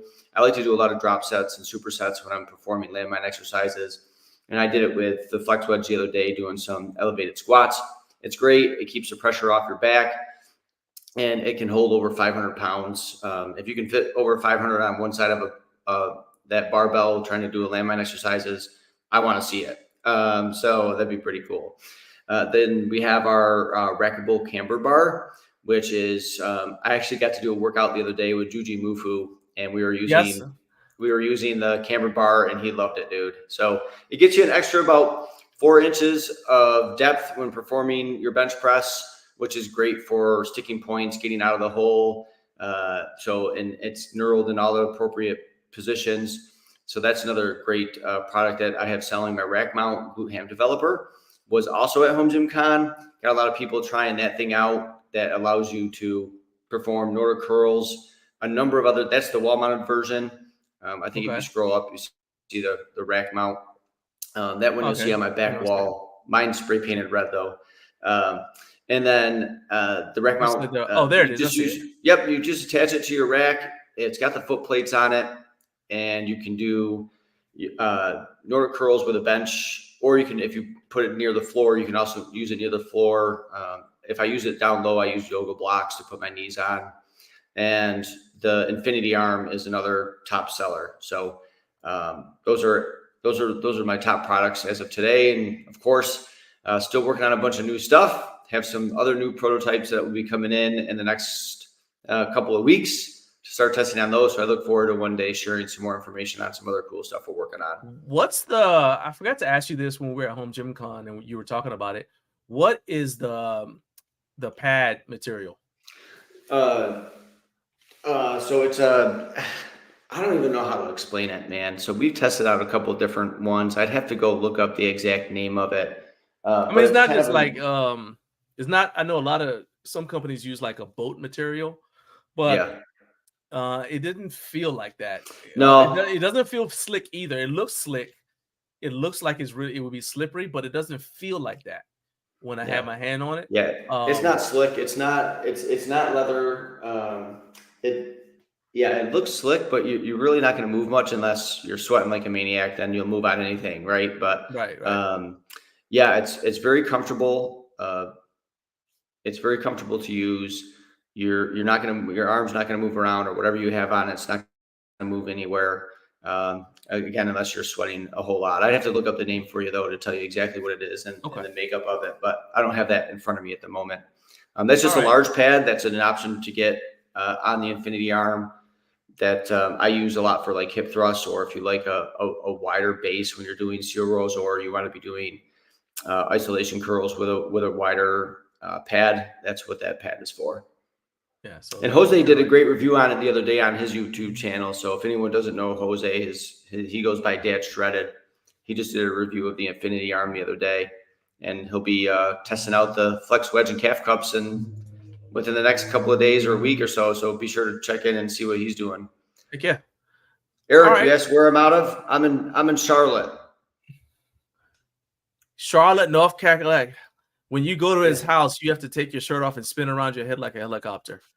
That's what PD Pablo said. Okay, so Uncle Boo said, and that's officially the first time I've called him that, by the way. I don't ever call him that. That's my brother. I don't call it. It just sounds weird. Uncle brother. We don't do that. But yeah, he said it looks like you could park a car on there. All your stuff, I can say I was when I was there, home gym, and if you guys didn't see the video that I did with Jay, I'll put the link to it in the description for this video, but you can find it in my HomeGymCon playlist where he goes through all of his stuff. He demonstrates how the infinity bench works and all this kind of things. Also demonstrates the calf cups and the flex wedge. And then, and the same thing with the camera, demonstrated that too as well. Yeah. So you guys make sure you check that out. But I'll say that my impression of everything when I saw it in person was it's number one, it's very sturdy, especially the infinity arm, because it looks like, well, there might be some side to side play, but everything, the tolerances were nice and tight. So that's a big deal for something I'm going to lie down on and do. It's kind of like doing a trust fall. Yeah. Piece of equipment. You got to like, okay, is this thing going to hold me? So I really do like that. So the infinity arm is currently available. Yeah. It's not on pre-order, correct? So you got two versions. So I'm like, two versions. One's a 5/8, one's a 1 inch. You can still get the pre-order price because they're shipping my way. So if you order today, I won't be able to ship it out to you immediately. But they're going to be sending out in the next. The 5/8 version should be sending out in the next probably about 2 weeks, and then the 1 inch version is probably 5 weeks. So. Where are they shipping from? Overseas. Okay. Yeah, and then they come to then it takes a few days typically to get from port to my house. So that's the only delay at this point in time. That's what I was thinking. Like for the. But I'm honoring a pre-order price until they're in my warehouse and able to be shipped immediately, the pre-order price will remain. Once they're in my warehouse, though, the price it goes back up to regular price. Oh yeah, because I now you do got to pay for understand. storage.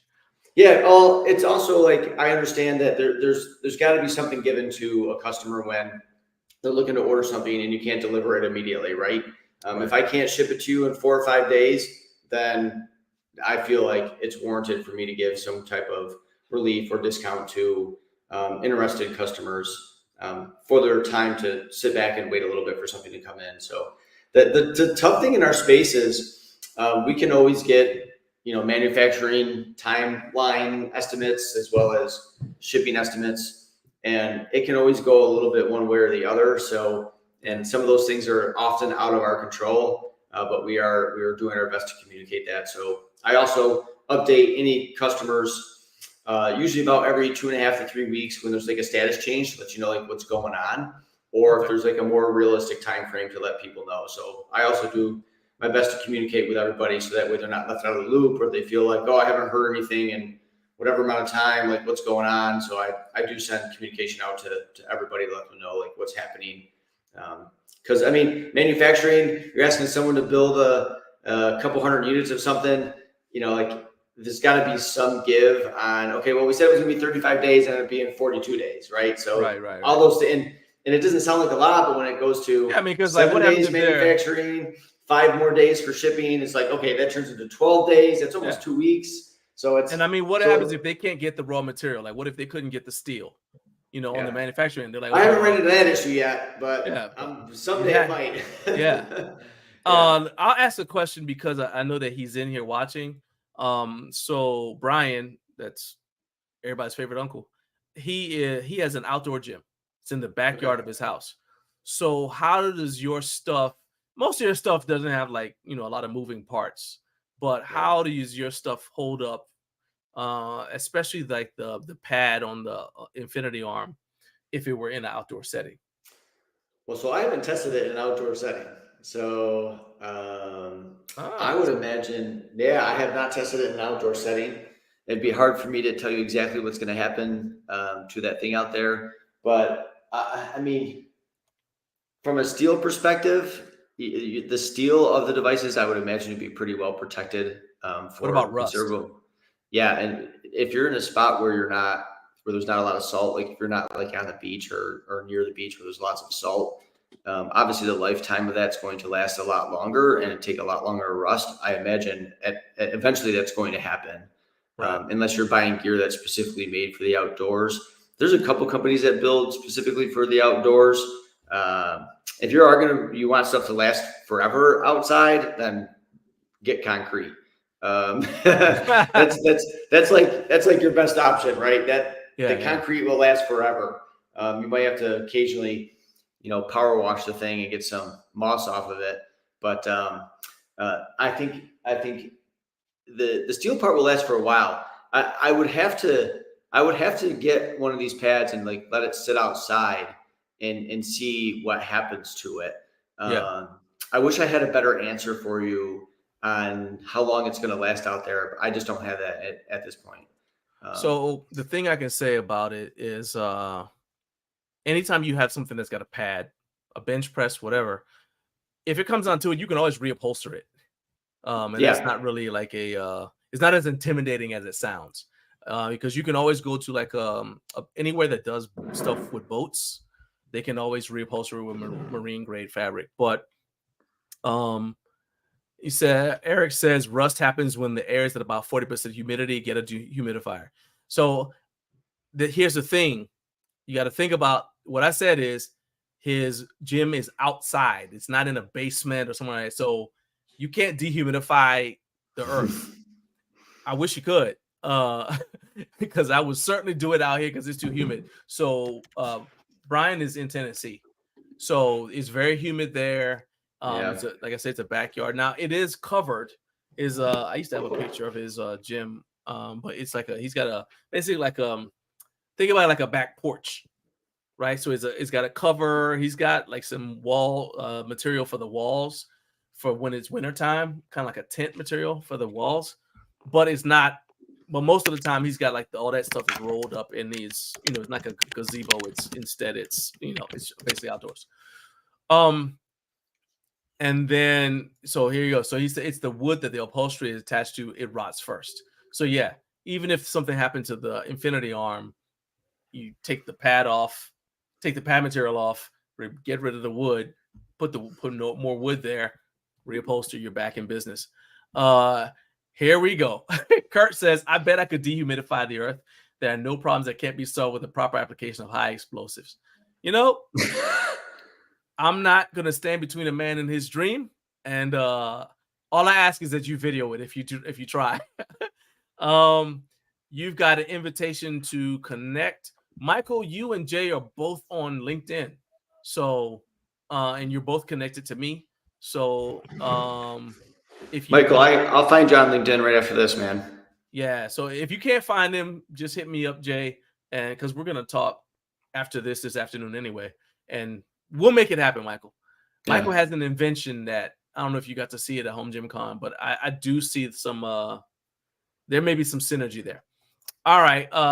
Let's see. Okay. It looks like that was the last question. So final question for me as we wrap up. How can people order or pre-order from you? We talked about what you have, but let's say they want to actually pre-order, or if they just want more information, how can they contact you in order to actually do the pre-order? So you can either contact me, email me at j@exponentedge.com. You can DM me on my Instagram, which is @exponentedge. And then the pre-orders are also live on the website, and there's a couple different options. You can pre-order just the flex wedge. You can pre-order just the calf cup. You can also get them as a bundle. It's called the Calf Blast Bundle. So there's even further discount if you were to take both items together. And then the Infinity Bench also is available on pre-order right on the website as well. So that's the best way to do it. Everything else is not a pre-order. You'll be able to get everything but the Infinity Arm immediately. Those are all in stock. And then the Infinity Arms will be in stock within the 5/8 just about 2 weeks. And then the 1-inch will be a couple weeks after that. So looking forward to getting those all out. It is a great product. It is something that I use in almost every single workout. And I hope everyone else starts to like some of the other new stuff that we're coming out with. And we'll be using things like the flex wedge for things outside of just calf raises. So check out some of the reels I've done. You'll get a good feel for how versatile that flex wedge really is and all the different exercises you can do with it. It is not just a calf raise device. So I blasted the heck out of my quads just using the flex wedge for a workout with a landmine. That was all I did. Landmine with a flex wedge, and my quads were destroyed.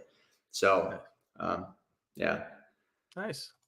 All right, my man. I appreciate you being here. I know that you got Carp says that he said you probably made Juji look small with your guns.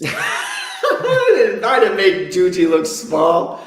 Hey, I bet you he didn't have a bicep vein like yours though. No. Yeah. Juji Mufu's in good shape. He's he's such a cool dude, man. I don't even know how to explain it. Like, he's so down to earth. I've never met him. Just a good guy. Yeah. Just a good guy. And I was with him for almost 4 hours. We spent 3 hours just talking about stuff, and then a 1 hour chest workout. So nice. Yeah, it was a great time. I'm so glad I got to do it. He lives about 25 minutes from me. So it was a great time. I'm sure we'll be doing it again someday in the future. Nice. All right, my man. I appreciate you being here. Once again, everybody, go follow @Exponent Edge on Instagram. Make sure you check out exponentedge.com and jump on those pre-orders, because it is definitely going to be worth your money. And I cannot wait for the Infinity Bench, just like everybody else. I'm sure. All right. So let us move on to the segment that you guys have been waiting for. And that is Recliner of Rage. It's the Recliner of Rage. It's the Recliner of Rage, 'cause he's not happy.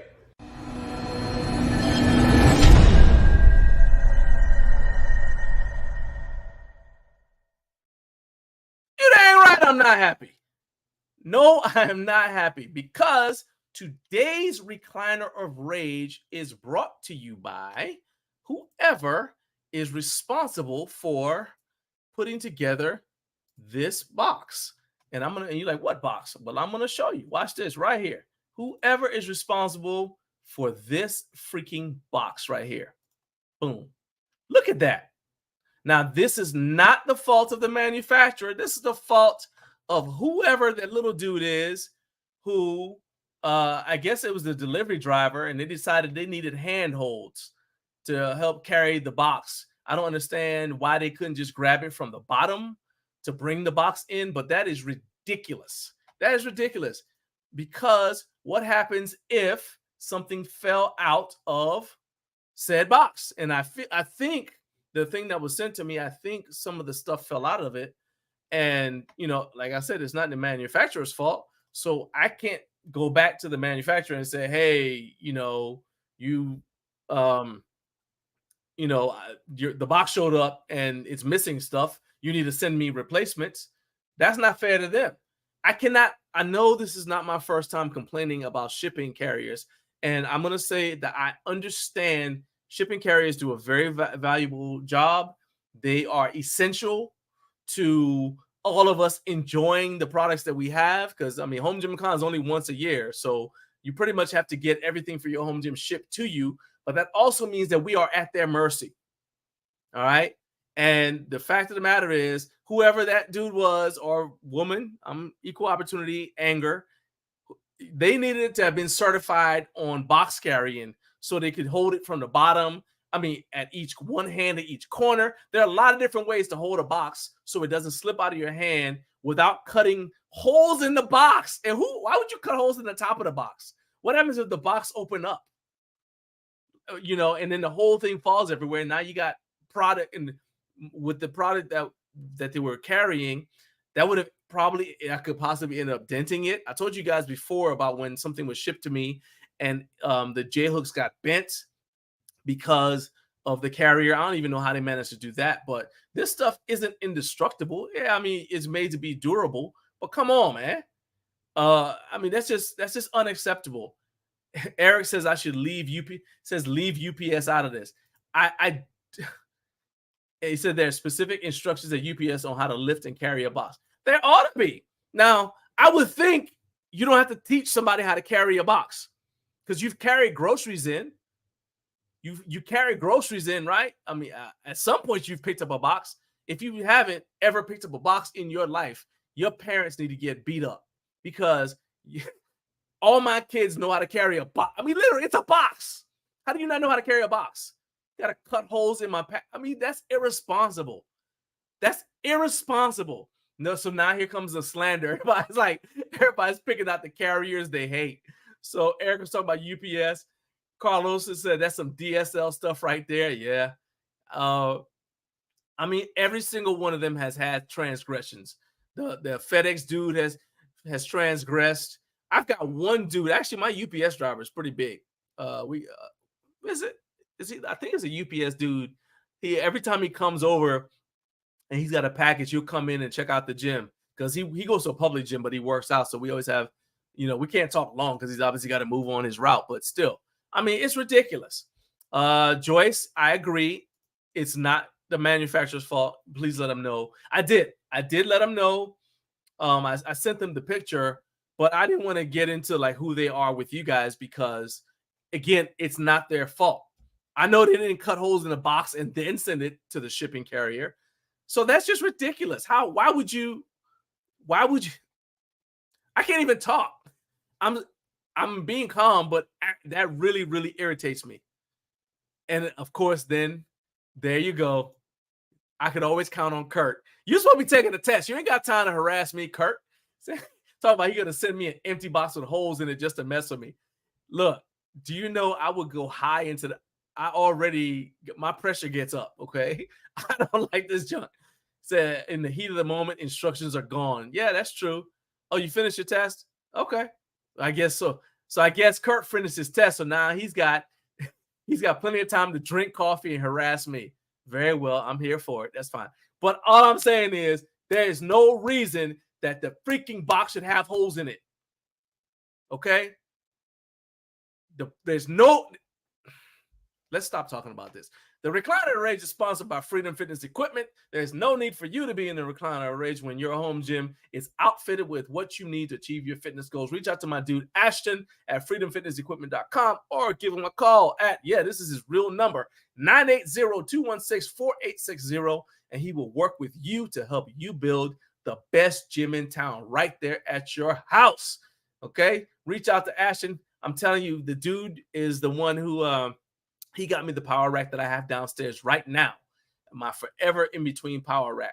So you guys can depend on Ashton. He is definitely, he's the guy that I go to whenever I have something I need. He's also, from what I understand, he's one of the top shippers of home gym flooring in the United States. So you guys, if you're here in the States, sorry, Matt Welch, you're in the UK, can't do nothing for you. Actually, Ashton said he does ship overseas. So if you guys need anything, hit up Ashton. As I said, you can give him a call, 980-216-4860, or hit him up at freedomfitnessequipment.com, and he will hook you up. Michael, hope you see that Jay has sent you the invite on LinkedIn. All right. So anyway, Kurt says he may have just bought some new flooring from Ashton and Freedom. There you go. So there you go, right there. And Ashton was at HomeGymCon. He's one of the coolest dudes. I wish I could find the picture of me and him. I'm gonna find that picture and I'll post it on my YouTube. It'll be in the community page. All right. And Tim says, heck yeah, Kurt, me too. He's the man. Can't wait to see what yours looks like. So yeah, Ashton is, you know how you like street certified? Ashton is street certified for home gym equipment. I trust him. All right, let's see. Kurt is still dropping hate. Let's see what he said. Noted on the blood pressure. I'll send two. Of course, as you should. He said, I will send a third with tiny glitter encrusted butterflies. If you send me anything with glitter encrusted butterflies, Kurt, I'm going to be wondering where you found glitter encrusted butterflies. That ain't something that you, that's just, kind of just hanging out just everywhere. It ain't at the places I go shopping. Let's just say that. Okay. I'll tell you that. It ain't in the places. In fact, hold up a second. There is something that let's see, it's on my community page. Is it right now? Let's see here. Let me go to my channel because you asked for this. You asked for this. So now I am going to pull this up right now. I had this right here. There we go. Yup. All right. Just for that, this was, I'm assuming y'all didn't see it. All right. But check that out right there. Thinking of you. I was at the store getting a present for my wife's birthday, and I saw that. So that picture is dedicated to Kurt Locker and Charlie B. All right. It's a butterfly basket. Okay. Dedicated to y'all. All right. I didn't choose violence. Violence chose me. All right. So that's that special order hate. Whatever. All right, let's move on to the next topic because Tim is waiting. He ain't got time to listen to me fool with y'all. All right. The next thing I want to talk about really, really quickly is go back up. All right. It's the question of the day. And I got this question from the co-founder of a brand, and I thought it would be a good question to bring to you guys. So I'm going to ask you guys, and then throughout the course of this show, as you're coming on, just go ahead and put your answers to this question. So what he asked me was, are there any fitness products that you feel are being underserved or that could be done better right now? So I gave him my answer, but in my opinion, this is a great question to bring to the community. So whether you're watching live or you're watching on the replay, drop a comment and let me know, what types of products you feel either aren't being made and should be, or products that you feel are being made and that, they're not quite cutting it. So yeah. Drop a comment and tell me what you think. I want to know. Did you get that? Hold on. Let me tell you again. Drop a comment and tell me what you think. I want to know. Okay. Y'all got it that time? So throughout the show, put your comments in the live chat as you think of items. And if you're watching on replay, just throw your comment throw your comment with whatever product it is in the comment section, because then I can always just take those comments and actually I'll just tell that brand owner, hey, go check out this video. There's a bunch of comments. People are saying that this is stuff that we need in the home gym community. I think that'd be a lot more useful than me just saying, like I said, I gave him an answer, but it's a lot more useful. And especially Brian, you got an outdoor gym. I feel like that's an underserved segment of the population, of the home gym population, because a lot of times you got to get stuff that's made for indoors and you kind of just like try to repurpose it. And you got to go out there spraying the Rust-Oleum on it to try to make it last. But go ahead. Like I said, I'll tell you one more time. Drop a comment and tell me what you think. I want to know. There you go. All right. Okay. So, all right. Now, let's move on. Tim, are you ready? All right. So I got the thumbs up from Tim. So we'll go ahead and we'll move into bringing him on as our third and final guest of the day. We're a little bit early, but we got through that section a little bit faster than I expected. So here we go. Show your love, Tim Steward. Welcome to my show.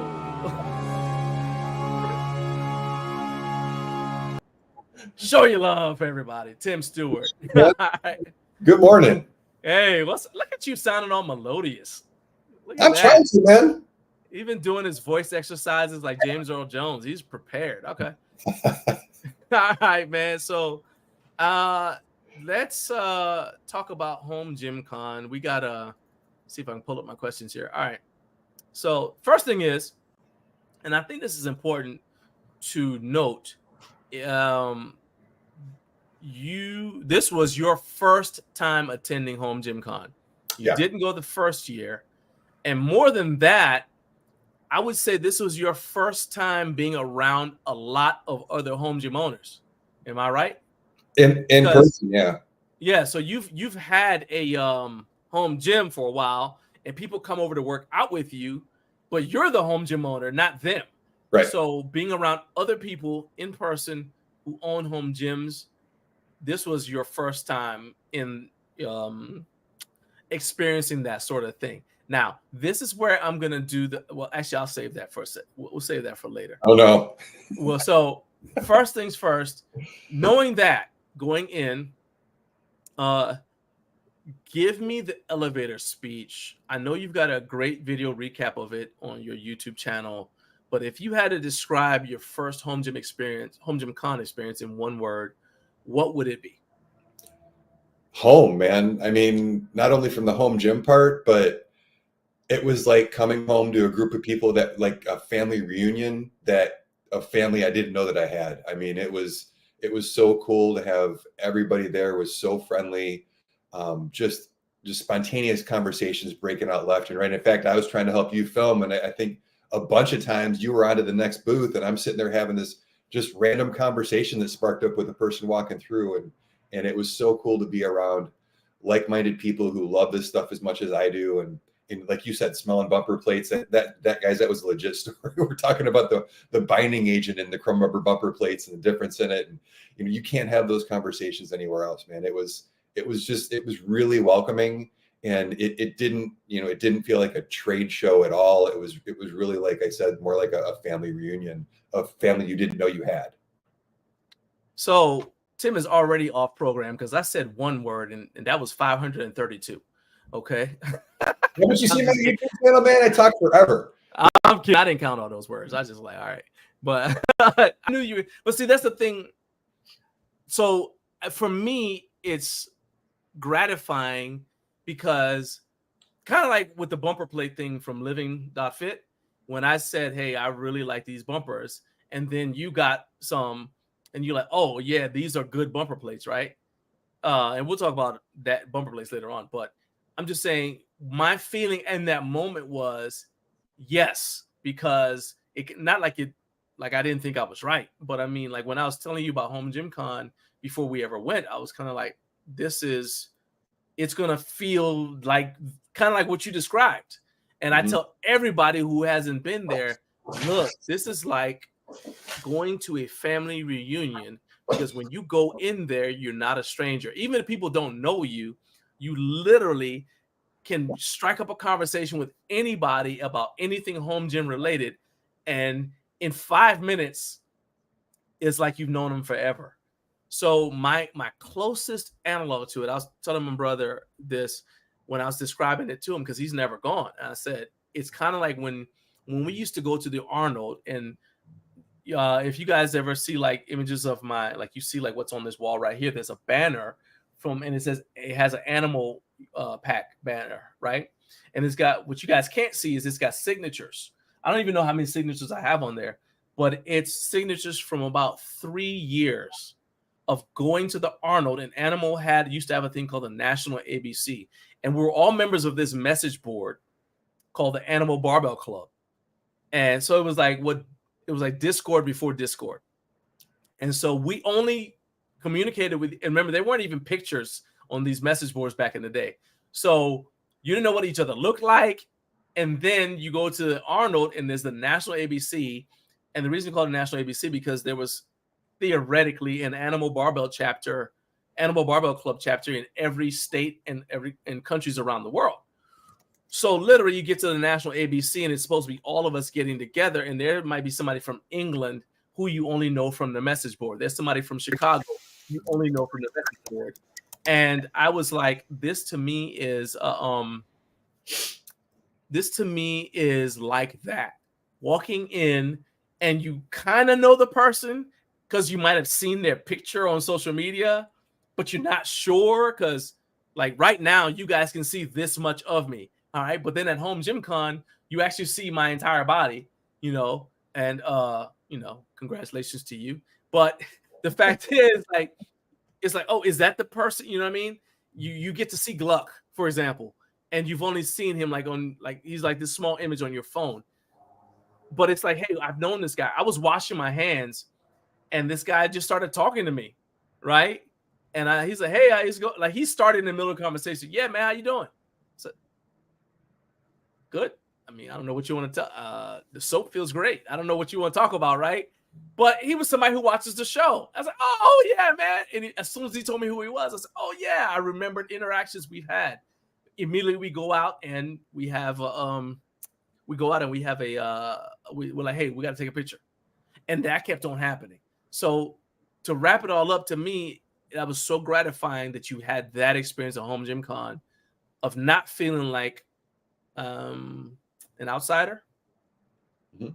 You know what I mean? Because we're all introverted to a certain extent. It would be very easy for this to be cliquish. You go in, everybody from year one knew each other. And now the people who are coming in from year two, now we're like separate. And there was no division, at least not that I saw, right? No, not at all. So how did your expectations? So it was completely like different, but I know you had some expectations. So how did your expectations match up to what you experienced? Was it a dramatic difference? Like you said, you've had some trade show experience in the past. So how did your expectations match up to what you actually experienced? I expected a trade show, and it's not a trade show. It's a convention, and there's a distinct difference. I've worked in retail electronics before, so I've been to CES, which is the Consumer Electronics Show. I've been to a show called CEDIA, which is like CES, but for the custom and the installer side of that business. And those shows are all business. From the moment you wake up to the moment you go to bed, it's about business. It's about who's going to sell what in your store. Here's my new product. How can I, what's your POP going to look like? What's your ad buy is going to look like? What are your marketing dollars going to look like? What's the program going to, I mean, it's all business, because those guys are all there to sell their stuff to the stores and websites that can make them or break them. And with a convention, it's not about that. It's about the fans, and it's about the people who love this stuff. And the cool thing is that when you go to these trade shows, I got to be honest, none of those people love that stuff. Most of those people are working. They're just there because it's their job. The few fans that go to CES, it's a special breed of person who puts aside a vacation to go look at TVs. It's It's not the same thing as the home gym community. That's the sort of place I can see Carlos going. He's into that tech stuff. I can see him doing that. But he's not like everybody else. He's different. He's unusual. So okay, so not to cut you off, but you and I sat at dinner with Kyle from Kaizen DIY, and you were on my right. I don't even know if you guys talked because he said that. Yeah. So he said that he had not met you, and I didn't realize that. I apologize because I was trying to, while we were there, I was doing the best I could to introduce you to everybody I knew, to the point where I introduced you to a couple people you already knew, but I was just like, that was my thing that was in my head. We walk up to somebody immediately. I was like, I promised Tim I was going to introduce him to people. So I say to the person, hey, what's up? Hey, this is Tim from Gym Crafter. You know what I mean? Like that was my thing, but apparently I failed with Kyle. So my bad. We'll do it next year. But anyway, so what he was saying is when he's the first person that the idea germinated with him. So when he went to Jake with the idea, he had just come back from Comic-Con. So he and Jake pretty much put it together with the idea that it was going to be the home gym version of Comic-Con, where there was supposed to be a lot of let's call it consumer, a lot of consumer interaction. It's not just like the Arnold stand in line for an hour, shake hands with a person, take a picture, move along. It's we want you to have time with the people. And I see the questions, the comments that we have in the live chat. I'm gonna make sure that we that we jump on those. In fact, we're gonna jump on this one right now because Jared says I introduced you guys when he helped us carry the equipment upstairs. Yes, that's right. I'm telling you, so there he can vouch for that. I definitely did. I not every time we ran across someone like, hey, this is Tim from Gym Crafter. Yeah. So before I forget, let's go with so Jared has a question about the 5200 because you have the Rep Blackwing and the 5200 2.0. He wants to know did you get a fair price for the 5200 1.0 because he wants to know how good the used gym equipment market is. I put it on Facebook Marketplace for $350 and it sold within 24 hours. I kind of kicked myself. I probably should ask more. So it went no problem, cash in hand. The guy came and picked it up, was thrilled. Was he local? He drove an hour. Nice. So. Okay. Nice. Hey, that's pretty cool. All right. So let's go back to the questions I have for you. As far as HomeGymCon goes, is there anything that you would do differently as far as planning and preparing for the trip? Like for me, I would probably have more snacks in my backpack than I carried. I had snacks and some drinks, but I don't think I had enough. So that's something for next year that I'm gonna have more snacks, more like on the go snacks. What about you? Anything you would do differently, or in terms of planning and preparing for it? Food was a huge one, man. As you know, it got to be 10, 11 o'clock at night before we blinked and it was that, and we were both hungry and neither one of us had eaten all day. I didn't know you were hiding out snacks though, man. What are you doing? Hey, Irvin, hold on. You saw me like drinking stuff, and then I thought I told you First Form had. Well, they didn't have food, but they had like nibble stuff. They had vegan protein bars, which I'll just go hungry, man. Thank you. This didn't used to be alive. I'm not gonna eat it. No. Yeah, I mean, look, literally, what I had was not, like I said, it was not extravagant. So next time, what I plan on having is probably meal replacement bars. What I had was basically like BCAAs. Because you saw me, I was still like drinking. Okay, so it was like BCAAs. Because that's also why I ate that pizza the Friday night. Right. Because I was like, okay, if I eat this pizza, it's going to digest slowly. We won't have time for breakfast. It's going to digest slowly. It'll still be in my stomach.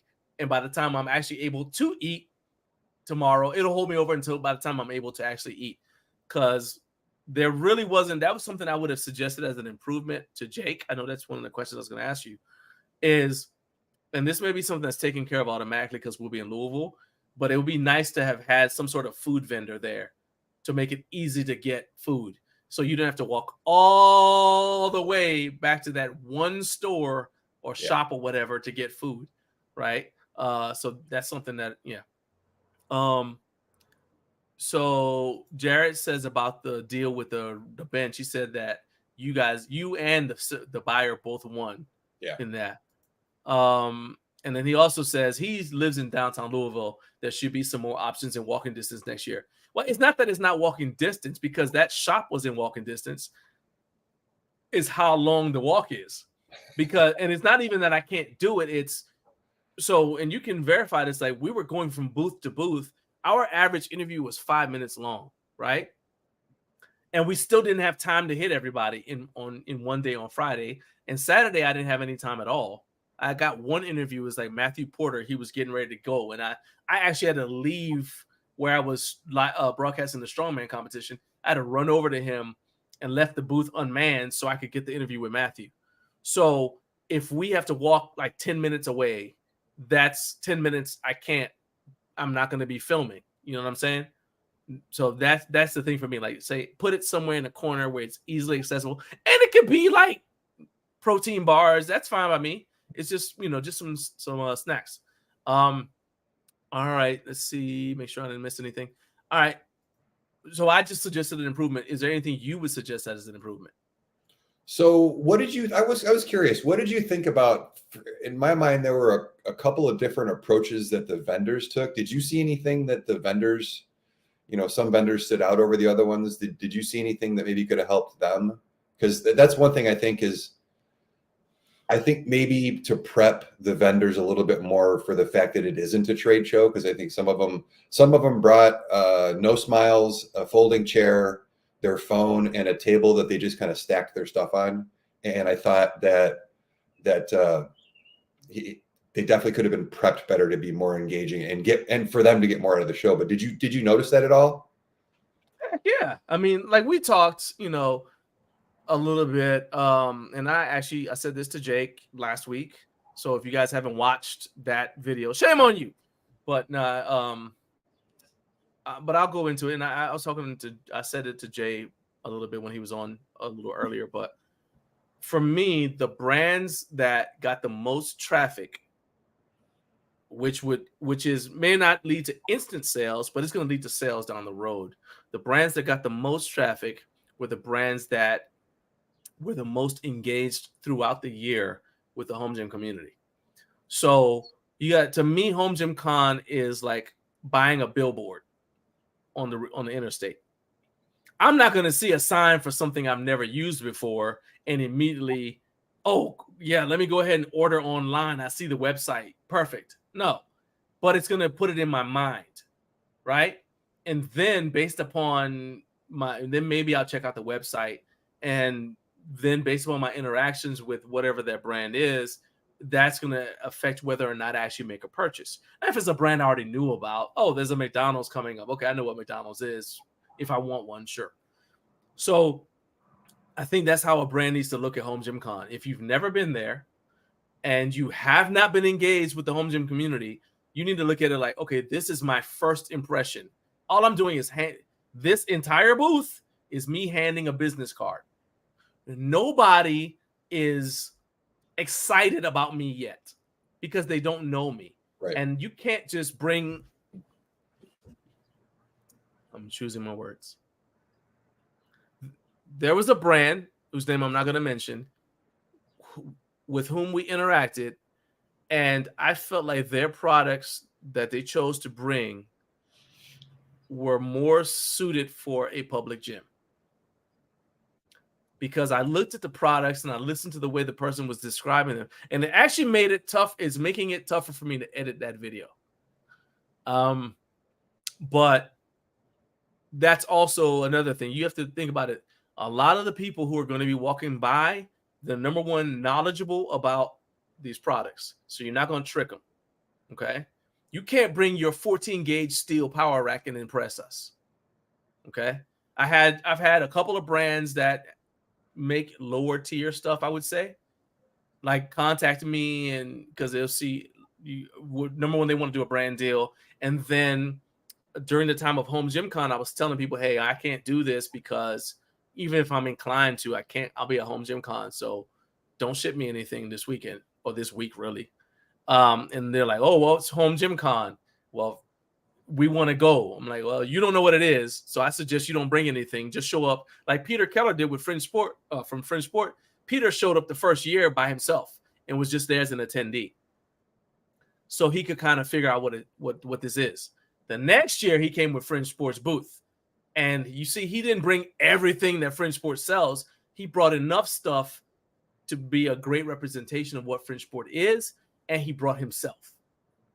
And he was engaging with people, and he's talking and laughing with people. All right. So those are the two things. You can't impress us. I mean, ATX did, but look what they had to do to impress us. See what I'm saying? Everybody can't bring that level of German engineering, all right, to HomeGymCon. So I would not try to compete on just the thing that you bring, because there were lots of booths that they look the same to me as the booth next to them. Oh, you got a power rack. Oh, so do they. So do they. So do they. Why should I come to you instead of the 7 other power racks I just walked past? I don't even know you. And then if you're, as you say, if you're looking at your phone, I don't think you want to know me. Right. Look, I stopped chasing people when I got married. I caught what I want. All right. I don't need to chase people anymore. And that's, anybody watching this, you take it how you want. All right. I don't chase. All right. So if it's a brand and I make an overture and you kind of give me what we used to call a gas face. Okay, cool. And if your presentation in general, when I walk up on you, is like your body language is standoffish, you kind of look to me like the girl at the bar who doesn't want to dance with anybody, and she's kind of like her body language says, don't dance with me. Okay, well, nobody's gonna ask you to dance. Or actually, here's a better one. So like women are on the train, or you like men too. You on the train, you don't want to be bothered. You kind of put the body language on, like, don't bother me. That's what a lot of the vendors that we saw like that, they had that don't bother me energy, right? So as a result, nobody went to their booth. Another thing too that surprised me is, and it's something I think could have made a lot of booths better, and definitely tell Jake this, is if you're going to bring stuff to HomeGymCon for the fans to see, I want to be able to actually use it. I don't want to, like, there were so many companies that had cable system attachments, and they would put them in my hands and they go, look at that. And I'm like, where, I can't use this. Like, okay, it's got knurl on it and it's light or it's heavy, but it would then they wouldn't have anything for you to attach it to. Like, yeah, and that's all the people are there to try the stuff. Like, if I can't try it, then why are you there? Like, I mean, I can look at it online. Like, I don't want to just look at it. I want to, like, that was one of the most fun things about being there is and the Exponent Edge booth is a great example of this. The Fringe Sport booth, everything in those booths you could actually use, and they encouraged you to use them. They're like, 100%. Hey, come try this belt squat. Hey, come try this flex wedge. Come try the infinity bench. Let me show you what it does. And the booths that were the busiest, and this is something that ATX did on a big scale, but you could use everything in their booth. And that to me was a huge miss for some people. Again, it's not a trade show. It's not for people who aren't interested to come look at your stuff. It's for fans to come use your stuff. I'm going to test it. Yeah. Yeah. So like Fringe is used to that because they let you, when you go to the Fringe Sport location in Texas, in Austin, they have a gym right next to the same building for you to try the stuff out. Before you buy it, they're like, oh, if you want to, okay, well, how does this perform? They're like, well, go to take it next door and try it. Like literally, it's have you ever been to a Black Rifle coffee company? Yeah. Oh yeah. Okay, so you know how they have the opening, the stores right there with the clothes and stuff, and then you can go right here and get the coffee. Okay, so that's how Fringe Sport is set up. They've got the showroom where you actually pay for the stuff, and there's a gym.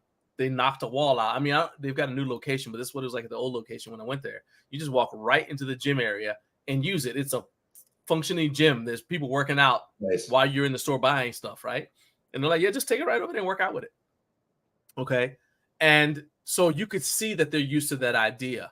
Now, I will say, and I see the comment, we got a couple of comments on the that I want to address too, as far as suggestions. But I'll say that it astounded me astounded me that nobody had a deadlift jack except Cleverbuilt. So shout out to Cleverbuilt because I had to go all the way to Cleverbuilt. I had to get I was trying to set my 1 rep max for deadlift. So that's, if you guys saw the video of me deadlifting, Keith from No Wine Cellar actually was helping me load weights. So I had run down to Cleverbuilt and I got 2 of their deadlift jacks, the single ones, and so I was able to deadlift, right, to use them to load the plates, because otherwise it would have taken forever. But nobody there may have been somebody with one, but I didn't see anybody with one. And even the big one that Cleverbill had, the one that really would have been more easy or whatever to use, I didn't want to walk through all that crowd carrying this long deadlift jack. What if I hit somebody? You know what I mean? I'm like, I'm not doing that. So it just like show up prepared for the fact that people are going to use your product. Mm-hmm. Okay. So once again, shout out to Cleverbuilt, because if they hadn't brought any deadlift jacks, we would have been doing it the hard way. So Eric said there needs to be a better, I'll pop it up here. There needs to be a better buy sell trade listing place for people who drive to HomeGymCon. And I get, and to follow that up, the HomeGymCon Discord had a buy sell trade section. So let's go back to, that is true, Jared. Now I think Eric's in that Discord. But I think just like they had like a little section for people who had an idea, like an inventor area, I think that it'd be nice if they had a room set aside so you could have because that way it doesn't get confused with all the stuff that the vendors bring. If you bring in your used stuff, now you don't have to leave it in your car. You can have this little area like, hey, this is your farmer's market or whatever. Go on in there, or a flea market, I guess. And y'all can do your buying, trade, and selling in there with your used stuff. And you have like a little sign outside. I don't know what Jake's feeling would be about that, but that would be I think that's a decent suggestion, because everybody's not a part of the Home Gym Discord. Right. So everybody's not going to know about that. Michael V said First Form had some nice protein sticks that helped him through the day. So those were the vegan foods, right, that you're talking about? So for those who don't know, First Form is the official supplement brand for HomeGymCon. So that's why there aren't multiples. And that's why you didn't sell. So anything they don't sell, they're not going to have. So like, let's go with Ostrim. That's just the first thing popped in my head. So if they don't have Ostrim, if you don't carry Ostrim or some facsimile of that, you're not going to see, ostrich jerky or anything. So yeah, so that would be something, the jerky, nuts, dry fruits, that'd be something that you'd have to just have with you. And so Eric says what I said about HomeGymCon Discord doesn't have that a lot of traffic because a lot of people don't use it. Rory said amen to more snacks, because the first year I remember I started flagging and First Form had to give me some pre-workout to keep me going, because we're about to do today. I was like, I'm about to drive home, and they gave me some pre-workout for the trip, right? So I remember that, and that's why I brought more liquid snacks to mix. But next time I'm bringing more solid food snacks. One of the cool things that attracted a lot of people was GoRx had I don't drink coffee, but they had a coffee machine there. If you're a booth and you've got food, water, bottles of water, just that by default, like I would have hurt somebody for a bottle of water at certain points that day. Oh, heck yeah, because it was so far to get one. Yeah, it was really rough to do that. So like if you're a booth, I mean, to have just those little things, that would have just by nature would have just brought more people to your booth. I thought that GoRx was really smart for having the coffee machine there. Heck yeah, I think a food truck would be huge, because they can pay him a vendor. All they have to be is like post it up right outside. You go outside, get a food truck. Mm-hmm. Now, I don't know how the convention center would feel about that. They may have a rule about outside food and drink, but there's a way. I know there is. They didn't have any inside food and drink. There's no competition. Well, yeah, but you know how they are. They're like, They've got the shops and all that. But we're going to a different place. So again, right? I don't know what Louisville's going to have. In fact, Jared, I need you to go to the Louisville Convention Center, where we'll be at the next HomeGymCon, and I need you to do some scouting. Scout out what's there as far as food, and then come back and report to the rest of us. Next question. My brother said, when is the next HomeGymCon? That's gonna be at the end of June. It's actually the same weekend as my daughter's birthday. So, but she loves HomeGymCon because she gets to play on the swing sesh thing and everything. So she's gonna be there with us. So that's when it is. And it's actually, so it's the weekend of my daughter's birthday and a couple of days before my 21st wedding anniversary. So, yep. June 27th and 28th, I think, the dates right now. And the tickets are on sale. So if you want to get tickets, you can go to, you can check out HomeGymCon.com. But I think tickets, you got them through the link on Instagram, didn't you? Yeah. All right. So, yeah. So go to the at HomeGymCon on Instagram and then go to the link in their bio and you'll get discounted tickets. I don't know what they're going for right now, but mine were like $30. 30 I got mine for 39. Yeah, 30 like $39 a piece. So so there we go. And kids are free. So there's that. All right, let's go to, in fact, I'll just leave I'll leave that right there for the rest of the time to go back to the comment section. So Michael said Abmat had a deadlift jack. I didn't remember seeing it. That probably was just me overlooking it because I didn't go past it. Abmat's not, well, you know what? I'll bet you Abmat had a Clever Built one because they I believe have a partnership for the Genesis jack. So it's the same, it's Clever Built Abmat, the same jack. All right. Jared says he tried to talk Dean into bringing his mini deadlift jack to HomeGymCon. All right. Yeah, that's what I'm saying. It's like, it doesn't make any sense to me that only one company had a deadlift jack, but you had all these barbells all over the place. I'm like, somebody's going to want to lift these, right? So anyway, let's move on. So Jesse was smart bringing the adjustable cable Caleb? Jesse was smart bringing the adjustable cable column to try all of his premium attachments. Jesse. Oh, JD Gym Equipped. That's what that's what you're talking about.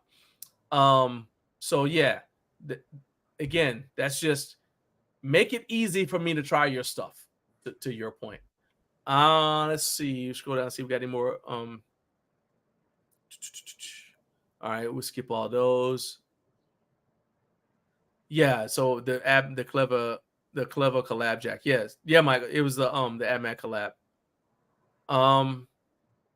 Hey, speaking of stuff that you tried, was there anything that you tried that really stuck out to you that you were happy you were able to actually try it at the show, or the Flex Wedge the whole time, right? Flex Wedge. Yeah. The Flex Wedge, definitely. And then I enjoyed using the what you call the Bells of Steel landmine Thursday night. Mm-hmm. And I was enjoyed checking out their bumper plates. Just to kind of see how they felt compared to other brands of bumper plates. Did you smell them though? I sniffed no bumper plates. You missed out. You missed out. I don't feel like I did, but I'll take. You know what? I trust you enough that when you sniff something and say it's okay, I believe you. All right. Let's see. Okay, yeah, it was JD Gym Equipped. All right. So let's go back to there. So, is there anything you didn't get to do that next year you're like, I want to make sure I do this next year? Yes. Because I was there to run camera for you. By the way, guys, and I love this about John. John is one of the hardest working, best work ethic people I've met. And that really showed. We literally worked. I'm pulling up. I'm like, hey, where do I park? He goes, we're unloading at this door over here. And we did not stop working except to sleep for a couple hours a night for the whole time we were there. So there's a bunch of stuff that I would do different. And the big one for me is I spent a lot of time there after hours, because after I was done helping you, the only time I could go look at stuff or go take pictures. And I'm a big product photography guy. That's something I try and showcase on my Instagram, is the product photography things. I think this equipment is so cool to look at. It's so photogenic. And I was doing product photography at 1:00 in the morning on Friday night. And I was so tired. I didn't have time to set up my tripod. I didn't have time to do what's called focus stack and take a bunch of different pictures. So I'm not happy with some of the pictures that I took. I would devote more time for that. So no offense, next year I'm probably, unless you really need it, I'm probably not going to volunteer to run camera for you next year. I'm going to spend more time doing that type of stuff. And I love the after hours access. So that was cool to be able to show up early, show up late. The other thing was there was just a bunch of booths. You know, I posted a picture yesterday on the Insta page of a PRX rack. That was one of the things that I was most looking forward to see, because you just can't go see that in real life. And I never got there. So, you know, that's another thing, is just 100%. making a list of the booths ahead of time that I really want to see, and making a point to actually go to those, because I got to be honest, we spent some time at some booths and got sidetracked at a couple of booths. I'm sure you can think of the two of them, in fact, that I'm thinking of. That's like, I do not want to be here. There's so many other things I'd rather be seeing and talking about right now. But, you know, so that's something that I would change, is maybe a better plan going in of who I wanted to cover, who I wanted to see, and that sort of thing. There's so much to react to right there. So number one, actually, this might be your first comment. So Shiwaku7 says Arm Assassin Strength Shop was the best exercise equipment company that he learned about from the HomeGymCon videos. They had a great booth. Mm-hmm. Stronger Grip Metal Master had a great one too. So I agree. But here's the thing, man. Some of this is I would say, is the brand's fault. So actually, they go back to advice for the brands. You can't control what brands do, though. So yeah, you got to plan around. So what I did was, I kind of planned who I was going to talk to as much as I could. That's why we were able to just go. And the reason why I say it's the brand's fault is because I asked Jake, I think back in January, to create a media page for HomeGymCon. This is a list, and it was basically listing everybody who's a media person. We just submitted our information, our contact information to him. He put it on the page. Yes. The brands were then supposed to all go there, because this is what happens. It happens at the trade shows that you've been to before. This is what happens at the Arnold. When we had media credentials for the Arnold's at the end of February, first weekend in March. By the beginning of February, you're getting emails from companies telling you, hey, we've got XYZ product and we want you to come by our booth. And they'll make an appointment time with you if necessary. So you know, hey, at 9:30, I got to be at this booth. And I'm going to be there from 9:30. They'll tell you, yeah, it'll probably take about 10 minutes. Okay, I'll be there from 9:30 to 9:40. Right? So you can plan out your entire day because you know where you need to be. And then you kind of factor in like travel time, because at the Arnold is packed. So that was what was supposed to happen. Instead, what happened is you had vendors. We had a few vendors. Those of us who were content creators had like random vendors reach out. Like they'll slide into your DMs, say something like, trying to give like a random an example that doesn't reveal anybody's name. So, hey, want to collaborate? And then you don't hear anything else. I'm like, oh yeah, you know, whatever. And then you hear nothing else from them, right? So, you know, since you know me, you know what I did with their name? File 13, put it in the trash, because apparently you're not serious. And everybody who did, so Michael Vaudrey had reached out to me before I ever got there. So when I saw him, he saw me and he's like, hey, John, we talked. Boom. That's how he ended up getting interviewed on the show that morning. That's how I ended up going down to his booth. I didn't know anything about his invention, but he reached out to me. That's what I'm saying, is like, to me, that helps with scheduling. Failing that, yeah, you kind of got to look at like, okay, well, what's the floor layout? Which is what I did. I looked at the floor layout. So, okay, the plan was to do the perimeter and then do the first day. And then I thought I would have more time on Saturday to do the interior. That's just not what happened. Because Saturday, I mean, it was fine, but so that's one of the things on my list to do better next year, is to plan better for stuff like that. Something else too that I'm thinking of, and I'm sure there's some folks out there who will see this who are, and I hate this term, content creators. It's such an opportunity. I think next year, what I really want to do is promote it a good month ahead of time and find out what people want to see, because unfortunately not everybody can drop everything and go for a weekend out of town. And I felt it was really cool to be able to bring stuff to people that they wanted to see that they couldn't go to the show. So I was putting out on Instagram, I kept putting out messages on my YouTube and my Instagram saying, hey, I'm here. I just did a quick walkthrough. What do you guys see that you want more information on? And I had people come in and go, hey, go back and look at the pep and dumbbells again and look at this. Go look at the cable length on this machine. Go look at, can you go check out the Arm Assassin booth? Can you go check out? And I think that doing more of that as a content creator, you are not only going to serve your audience better, which is why we're here, but you're going to, it's a huge opportunity to gain a bigger following and expose more people to your properties, and to be there as a proxy for people who can't go. I think I took that responsibility kind of seriously. I really wanted to try and answer all of the questions that people ask me. That's how you got into, that's how you had your issue with, well, we'll talk about it in a second.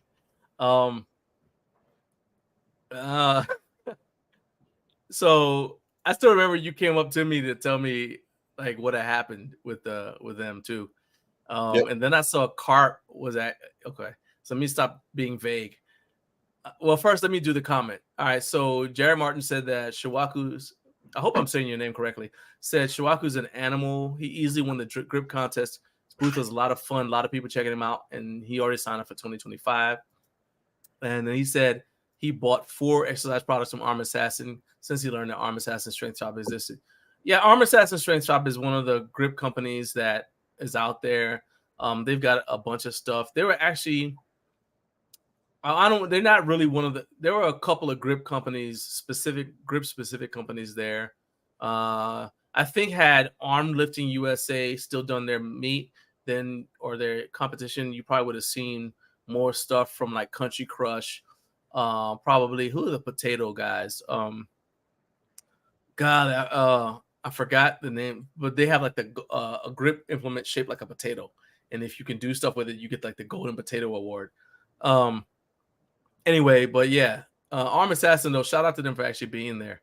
You know who wasn't there that I was they're an example of a company that sells products that you can use in your home gym, but they're not a home gym company. It's Strength Shop, because they have some grip stuff. And the reason that relates to that, and it also relates to Rogue. Because in my opinion, Rogue is not a home gym company.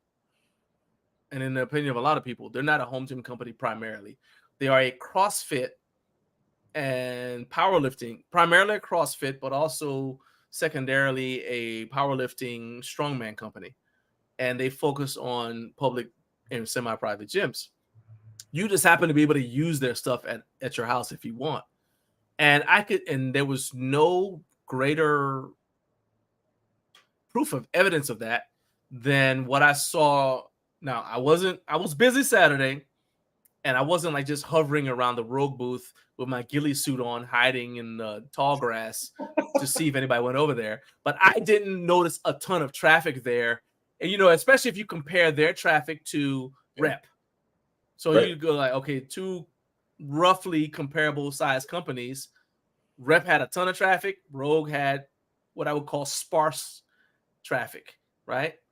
And you didn't have a good experience because that was one of the companies you went over to try to get stuff in. Yeah. Well, go ahead, tell your story. So the first thing is to give Rogue some credit first, because wow, did the fanboys come out with some hate when I posted that video. So I was told to stop crying like a baby, and like it was crazy. But anyway, these are fanboys who weren't there, by the way. Yes, but first of all, if you haven't seen that Rogue stuff in person, it is gigantic. It won't fit in the stuff they brought to the show wouldn't fit in anybody's garage or basement that I know. It was huge. So I think that's part of it, is a lot of the home gym people there, that we all are tight on space. We all have low ceilings.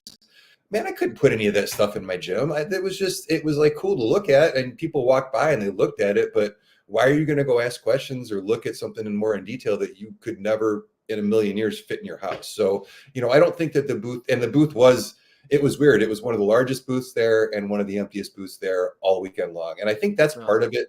I don't want to blame everything on the experience that I had. And I also had a lot of people reach out and say, hey, I didn't have the experience you did. They were really helpful. Right. The guys were really nice to me. So I don't want to just dump all over Rogue. Because apparently they had been at some show and they were they didn't have a lot of time to rest. Like that specific team had a short turnaround time. So you're correct. We need to give them some credit, give them some grace.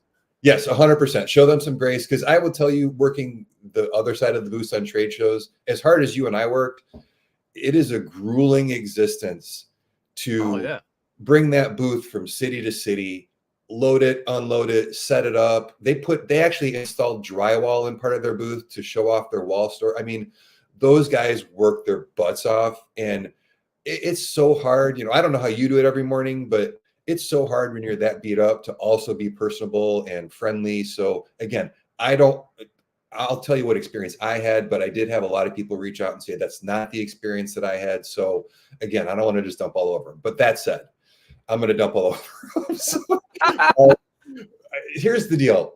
Somebody reached out, actually multiple people reached out and said, hey, can you go look at the new cable system for I believe it's the RM6. And, again, for that reason, that because you can't fit any Rogue stuff in my gym, I don't do much. I have a few Rogue products. I don't do much Rogue content, so I don't know their stuff. I'm much more interested in some of the other companies. I'm much more knowledgeable about the other companies. So, I went up and I asked their rep. I went to the show early before I had any obligations to you. I walked up before there was any customers there. There's 4 guys sitting around, and I just said, hey, and I showed them my phone, and I was polite, even though a lot of people said I was probably a jerk to them. I really went out of my way to be polite. And I said, hey, there's a bunch of people here who want to see the RM6, and could you show it to me? And the guy, first of all, they were all, if you've ever gone to a store and there's a bunch of salespeople talking to each other and you feel like it was like that. So it was like they were more interested in the conversation they were having. So one of them looks up to me and he goes, yeah, it's right over there, man. And then he went right back to the conversation. I said, oh, hey, I don't know anything about it. I'm like, these people literally they're saying they want to buy this thing and they have a couple of questions I can't answer. Can you come over and walk me through it real quick? And he's like, no, we're not doing any media, man. And he turned back to the conversation, and I kind of stepped back and I go, isn't that why you guys are here? I'm like, yeah. I go, I'm not kidding. Like, look, they want to give you money. Can you help them? And this is my quote directly. I remember this specifically. These people want to give you money. Can you help them give you their money? And he goes, look, you can do it on your own, but there's no media. And he turned back. And so to me, that it didn't piss. I could care less. Like I had a million other things to do. Like it didn't upset me at all. It upset me on behalf of the people who wanted to see the stuff. And I could never treat a potential customer that way. If somebody wants to give me money, I'll be like, what do I need to do to get your money? Well, we're going to talk about that in a minute, but yeah, it's like, you're there to serve your customer. And my question was, then why are you here? Oh. Why are you here? Like, why be here if you're not going to talk to your customers? Like, you're taking time on the floor to talk to your customers. Why wouldn't you do it? And the thing for me is if they would have looked at me and said, look, we have a contractual obligation to certain media outlets to only work with them, and we are not allowed to work with, I'd have been like, no problem, dude. I'm a businessman. I completely understand. It wasn't the fact that I couldn't look at it. It was the way that they relayed. It was a complete lack of care at all for their customers. And honestly, it made me mad. It really set me off. And I think that came through in the video. So he came over mad. Story. Whatever. It happened. It's over. Whatever. Yeah, when you came to me, you were just like, I cannot believe what just happened. So then you told me a story that you just told everybody here. I just wanted you to get a chance to tell the story with the feedback, like the people who are saying, oh, it probably was this and that. It's like, oh, you guys weren't even there. But then also, in fairness, we want to make sure that we also say, hey, other people didn't have that experience. Right. So it could have just been that dude was hangry. We just talked about wasn't any, there wasn't. I got to give snacks or whatever. because I was really nervous to post that reel. I knew it was going to cause a reaction. I actually found Jake and talked to him about it before I posted it. I'm like, hey man, I will not post this if you don't want me to post it. And to Jake's credit, he's like, I want people to see what's happening. I want them to see the whole thing. I want them to see the good, the bad. I want them. Right. That's why he invited all of us there. He didn't invite us there to just give like he wanted genuine, like, good and bad. Yeah. So he was totally cool with it. So to Jake's credit, and I wouldn't have posted it if he said no. But right. You know, to Jake's credit, he's like, dude, you got to do what you got to do. You came here to cover it. So that was cool on his behalf, on his part. Yeah. So I'll say, so to Matt's point, and he's already responded, said it sounds like arrogance of the sales team. I would say it's definitely not inexperienced with the garage gyms because like Rogue has been around for a long time. Yeah. I remember when Rogue started, I already had a home gym at the time, but they were one of the few places where you could get home gym equipment. So I've actually got two Rogue barbells in my gym that I've had since like 2014. I actually got the original Rogue Power Bar before they started using the Ohio Power Bar. So it's definitely not inexperienced. I think it was more, let's say they expected HomeGymCon to be something that it was not. And I think that goes back to the brand has to know what they're getting into. Right. So let's transition to the final topic.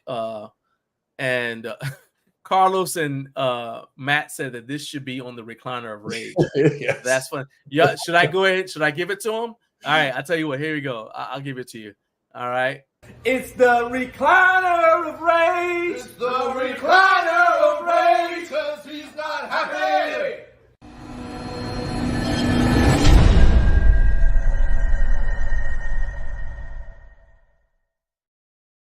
Y'all silly. All right. That's why I love you guys. You're silly. Michael said the meaning of rogue is resembling or suggesting a rogue elephant, especially in being isolated, aberrant, dangerous, or uncontrollable. Michael, you're not going to have a conversation about that Oxford comma. We don't allow that in my show. But anyway. Oh, no. We can't be friends anymore, man.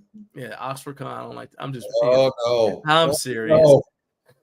I don't like Oxford anyway, but nah, that's a good. I mean, so if you kind of have, I guess that goes back to brand ethos, but I don't think that it's them turning their nose up at home gyms, but the company is not a home gym company. So if you say, okay, well, CrossFit XY is more, we always treat CrossFit affiliates as more important than individual people who do CrossFit in their garage, which is what their company approach seems to be, then their salespeople are going to look at it like that.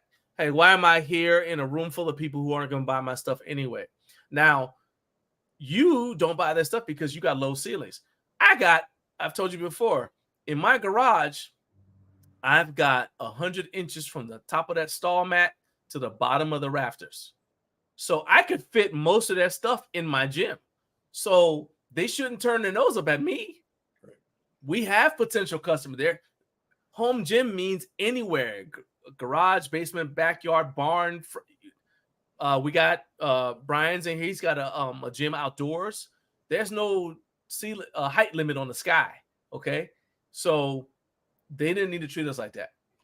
Let's change gears just a little bit because I want to make sure we cover this because I think this is important. So you took home some swag from French Sport and you mentioned that somebody asked you about how you walk the line between, the need to make a living doing this and keeping your integrity. So especially like if somebody asks your opinion about a brand that gives you free stuff, or you have to do a video about a product that a brand gave you, for free, especially if they give it to you for free, then they pay you, right? Right. So we talk about that a little bit offline, but let's end with that discussion here. So I'll go ahead and I'll let you comment first. So I have a background in sales. I spent 30 years managing large teams of salespeople, and this is the number one concern of anybody dealing with a commission salesperson. And really, when you're an affiliate for somebody, you're working for commission. If you talk about that product in a manner that makes somebody buy it, and they buy it, then you make money. And it is very easy to become distrustful of that relationship. So my concern from day one when I started, well, not from day one, when I started it, it was a side thing. I just wanted to help people not have to do as much research as I did when I built my home gym. And there was so much garbage out there. I mean, when you look up trying to do research for squat racks, and the articles are the 20 best squat racks, and every single one sold on Amazon, and 18 of them aren't even squat racks. There's a lot of garbage to paw through. So that's why I started GymCrafter. And when you turn around one day and you're like, oh, wow, this is a job, like this is paying my bills, and this is something that I can do that I love. It's the first thing I've ever done in my life that I've chosen, that I haven't just ended up in. I really love this stuff, and I really love helping people. So, there's an old Zig Ziglar quote: you can have everything in life that you want if you help enough other people get what they want. And I think that summarizes my approach. And it also summarizes that it doesn't say you can have everything else you want in life if you keep telling people what you're going to do and how you're going to be, and what you're going to say, and how you're going to, and it's like, I promise this is honest. I promise I'm not doing this for your money. I promise like, talk is cheap, man. It's action. So I think the way that you walk the line is you walk the line. You put forth content, and you do things that show that you're in it not just for the money. And I think one thing that I really try to do, one thing, John, that you try to do, is we don't do review after review after review after review after review. I just spent all week editing and shooting a video. It ended up being 45 minutes long, going in depth on all the barbell finishes, how they compare, why you would want to buy one over the other. I'm not going to make $1 from that video, but from when I remember shopping for barbells for myself for the first time, you don't know what these finishes are. Like, they look cool, but did you know that Cerakote ruins the knurl in some instances? Did you know that black oxide looks cool for the first week you have it until it wears off? So, like, to make content like that that's truly helpful, that's not selling a product, I think that's a big part of walking that line is, and I don't think people understand how long it takes to make these videos. Like, if for a 10-minute video, you're literally spending 4 or 5 hours editing that stupid video so that it's not choppy, so that it's engaging, so that it's well done, so the sound is good. And it's just, you see a lot of channels, it's just all reviews, and that's fine. And I think, and I want you to try, because I think you have a really good perspective of this. There are some channels that are there to help people, and by default, like Zig says, if you help enough other people get what they want, you'll get what you want. And then there's other people who are just out to get what they want, and they just want money, and they just want commission. If you look back on certain channels, you have to go back literally 5 or 6 years before you see a single video that doesn't feature selling a product that pays a commission. And, one more thing before I throw it back to you. The only product I bought at HomeGymCon was a Clever-built landmine, post-mount landmine. I have been so excited to get this thing. I'm so upset that it's custom made, because it's going to take 6 weeks to come in, but I'm going to do a ton of content on that. Clever-built doesn't have an affiliate program. I'm not going to make $1 from promoting that, but I genuinely believe it's the best landmine attachment for people who have home gyms. So I'm going to talk about it.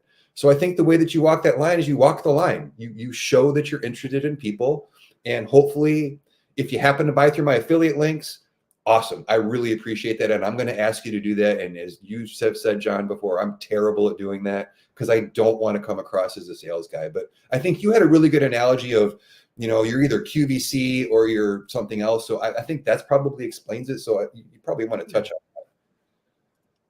that. Yeah, man. First of all, I got to address some fake news that's in the live chat. My next review has nothing to do with resistance bands. It's definitely not going to be about that. I took care of that, guys. There's a big about that. All right, definitely not going to have anything like that. All right, and then I'm going to give a shout out to Shawaku7. So I'm trying to live longer. Life expectancy for men in Ohio, where he lives, is 73.3 years, which means he has less than 7 years to live if he lives to the average life expectancy. So yeah, and Michael says, about your shirt, John. Tell them about the shirt you wore on Saturday. I think that sums it up perfectly. Who dies? I'm actually wearing it now. I just happen to be wearing it now. But yeah, so it's yeah, it'd be weird to take it off. All right, so it says normal people die easier. So yeah, and there's a lot behind that. It's like basically, whenever you hear of, in a nutshell, whenever you hear of a natural disaster or some sort of crisis, and somebody survives it, we always say, "Oh man, most people wouldn't have lived through that." So I was like, "Well, okay, so that means you're telling me that when you're telling me I need to not do these abnormal things, you're telling me to be, I'm risking I'm basically making myself more vulnerable to death, because every time there's a crisis, the normal people die first. Normal people die easier. It's the abnormal people who survive, who've got something different about themselves intrinsically, or they've developed in themselves in terms of character, or they've trained or whatever." So there you go. So yeah, Carlos, I will not be taking it off. All right, we got a family show. Anyway, but yeah, so back to your question about QVC. So the thing for me is there are, in my mind, two general groups of people who create content. On the one hand, you got people like me and you, and we kind of see ourselves as, like, let's say, to show my age, Consumer Reports. I remember when Consumer Reports was a magazine. So and I remember magazines. Kid magazines were bound pieces of paper that were in the grocery store. All right. I know y'all don't know what that is. Don't worry about it. It's just go with it. But so Consumer Reports basically was a publication that would look at different products, and they would get the product, and then they would assess it to see whether it was something that was of value to people, right? So if it's trash, they'll find out and they'll tell you. And I don't say it was Ralph Nader. I forgot who. Okay, I don't remember the person who started it, but that's kind of like the approach I take. That I am the person, I'm trying to give advice to somebody who's where I was in 2001 to 2008. Yep. I was buying stuff all the time because I was trying to set up my home gym. Especially in 2005 when I came back from Iraq and I had all that deployment money, and I bought my dream car, which is a Jeep Wrangler, and I got money for gym equipment. So I'm just buying stuff now, but that's when I actually was at the greatest danger to myself because I had money and no information, right? Or I didn't have wisdom about how to spend it. So I'm trying to help that person. So sometimes you see the videos on my channel and they seem to be about basic stuff. And that's because I'm not making it for somebody who is a gym collector who's interested in seeing the latest product from whatever brand is popular. I got nothing against Bells of Steel. I think the world of Bells of Steel and of Kayvon. I think the world of Rep Fitness. I love their stuff. I recommend Rep Fitness stuff all the time to people on and off the internet. However,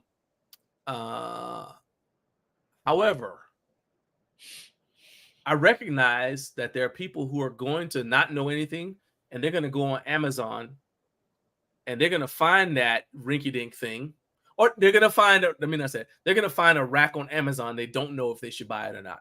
Right. So I'm willing to review even that stuff that I may not personally have an interest in, have zero interest in keeping for myself, and that is not appropriate for me at my current level of development. Yes.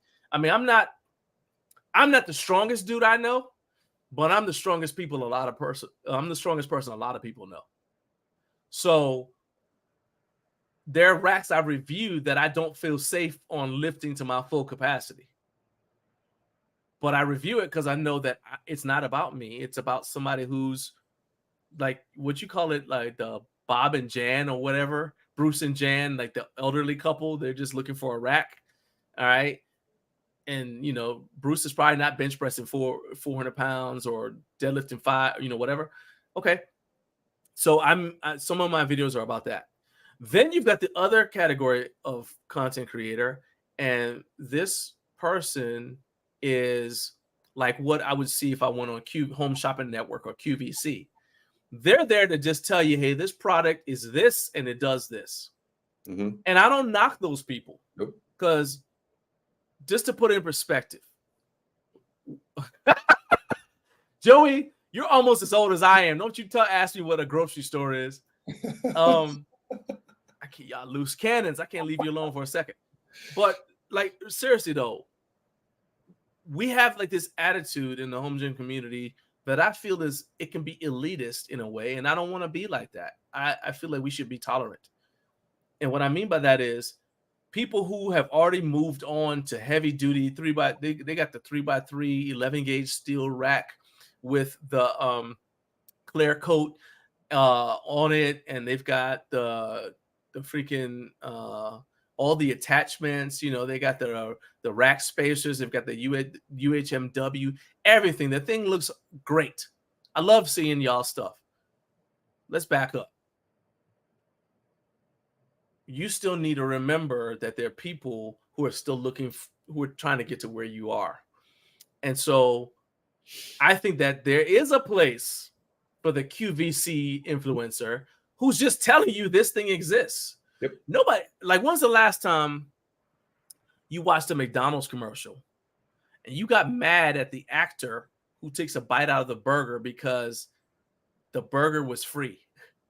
Because you don't think that the people, or like you watch a car commercial, do you get mad at the person in the car commercial because they're driving the car? Like, you don't think that that's his own car, right? They gave him the car for the commercial. And he got paid for being in the commercial. His job is not to tell you, yeah, no, this Subaru would be great. I don't even know, do they still make Subaru? This Nissan would be great. But, you know, there's this one thing with the radio they should tweak. No, that's not what he's there for. But I wouldn't just watch a Nissan commercial and go buy a Nissan. I'd also go to the reviewer and read reviews about it. And that's where I think we need to live, in the tension between that and that, between those two extremes. I don't knock anybody who's got a channel full of that, but you need to be a wise consumer. If you go on somebody's channel and all of their stuff is fantastic, they've had it for a week, and there's nothing wrong with it, just understand the situation and go check out multiple. In fact, forget that. Even if you come on my channel and you see a review for something, don't just take my word for it, because it's based upon my experiences, and what I feel might be important is different for you, because you don't train the way, I guarantee you, everybody watching this doesn't train the way I do, just because my interests are different from a lot of people. You know what I mean? Same thing. A lot of people, you train differently than me. People in the chat train differently than me. You know what I'm saying? Yeah. So every reviewer has a perspective, and they see everything through the filter of their own personal experience. So that's just how I look at it. Like, there's two different lanes. Now, to get back to the original question, somebody gives me some, I do get stuff for free. Mm-hmm. And I do get paid for doing reviews. Mm-hmm. And it has, of course, it's partially because I want to make money doing this. Yeah. All right. But let me say this. They're not paying for, I have a contract with everybody that I do a brand partnership with, and they're not paying for my opinion. They're paying for my time. Does that make sense to everybody? Just like the actor in the McDonald's commercial and the dude at Consumer Reports, he didn't wake up out of bed and said, man, I would just love to review that camera. No, his boss paid him to take his time and review the camera. So I'm being paid for my time, compensated for my time. I hope that makes sense to everybody. I'm going to go jump in the comment section, because I want to see what you guys have to react to this. Y'all seem like you're having some side conversation anyway. No, I don't have a page dedicated to resistance bands and butterflies. All right. But does that make sense to you? Like, the way I look at it? Yeah, there's a couple things that stick out there. You know, first of all, I don't think we're elitist. I think we're siloed. I think it's a better way to look at it. We spend so much time around other people that are like-minded, or at least online. So it becomes normal to have a 7-gauge or 11-gauge 3x3 1-inch hole rack that has, you know, lever arms and all this crazy stuff. And you talk to people, most people, and I thought that No Fate 24/7 in one of his recent videos really said this really well. And he said, most guys, like 90% of the people who have home gyms, have squeezed a bench between their washing machine and their kids' bikes. Like, we have forgotten those people as an online community in a lot of areas. I got a great comment the other day on one of my YouTube videos, and the guy said, "Man, I bought a Yes for All curl bar off of Amazon for like $34, and I absolutely love it." He goes, "I want to make sure people know." He's like, "I'm never going to be big." He's like, "I just like to go in and work out every once in a while and stay busy.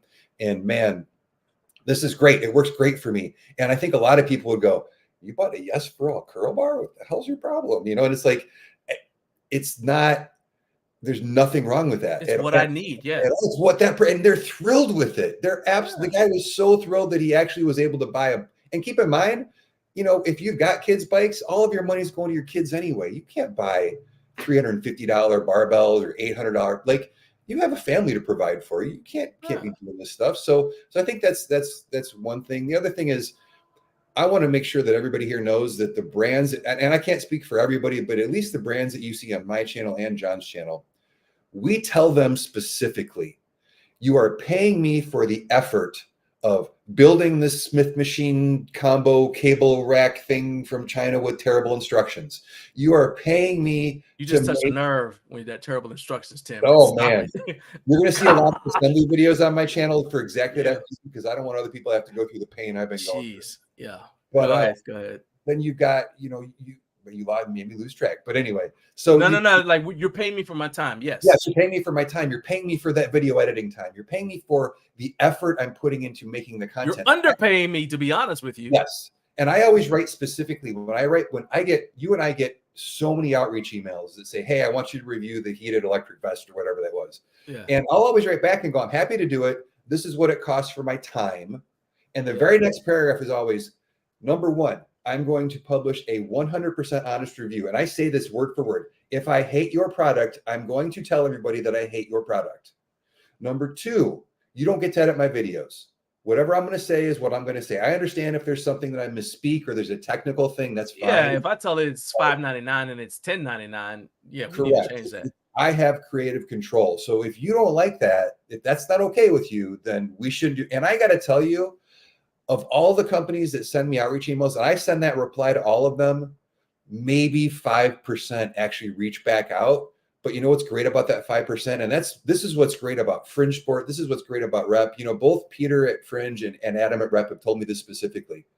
I don't want you to sugarcoat your reviews. If it's a bad, same thing with Kayvon. I was so nervous to see Kayvon at the show because I did an absolutely not complimentary review of his product. It was a little brutal, but yeah. He sent me for free, but it deserved it. So those guys, like Kayvon's like, "Thank you for writing that." He's like, "It helps us get better. It helps us know, because if the reviews are all positive, then we don't know what to change." So that's a mark of a good company, is that, you know, they hear that feedback from John and I, and they say, "Cool, review it. Let us know what's wrong. We want you to say that. We want you to tell people that, you know, the bolt here is loose or the powder coat is kind of sketchy over here." So I think that that's something important to point out is at least on our channels, if you see a company, be assured that we have told them that if it might not be pretty if you send me a product that's not pretty. And you know what? The people who have products that they know aren't going to hold up to that standard, they're gone. They disappear. They don't reach back out. So I can't say that about all the channels, but I can say that about mine and John's. So let me see if I can do this here. I wasn't actually planning on doing this, but see if I can do this here. I know this is awesome for people who are just listening. Dead space. Yeah. No, this is what I'm talking about. So this was. Where's it these two wheels in the front. Well, still, this is right after the bumper sniffing situation occurred. So yeah, that's you and like that's at the Bells of Steel booth right there, right?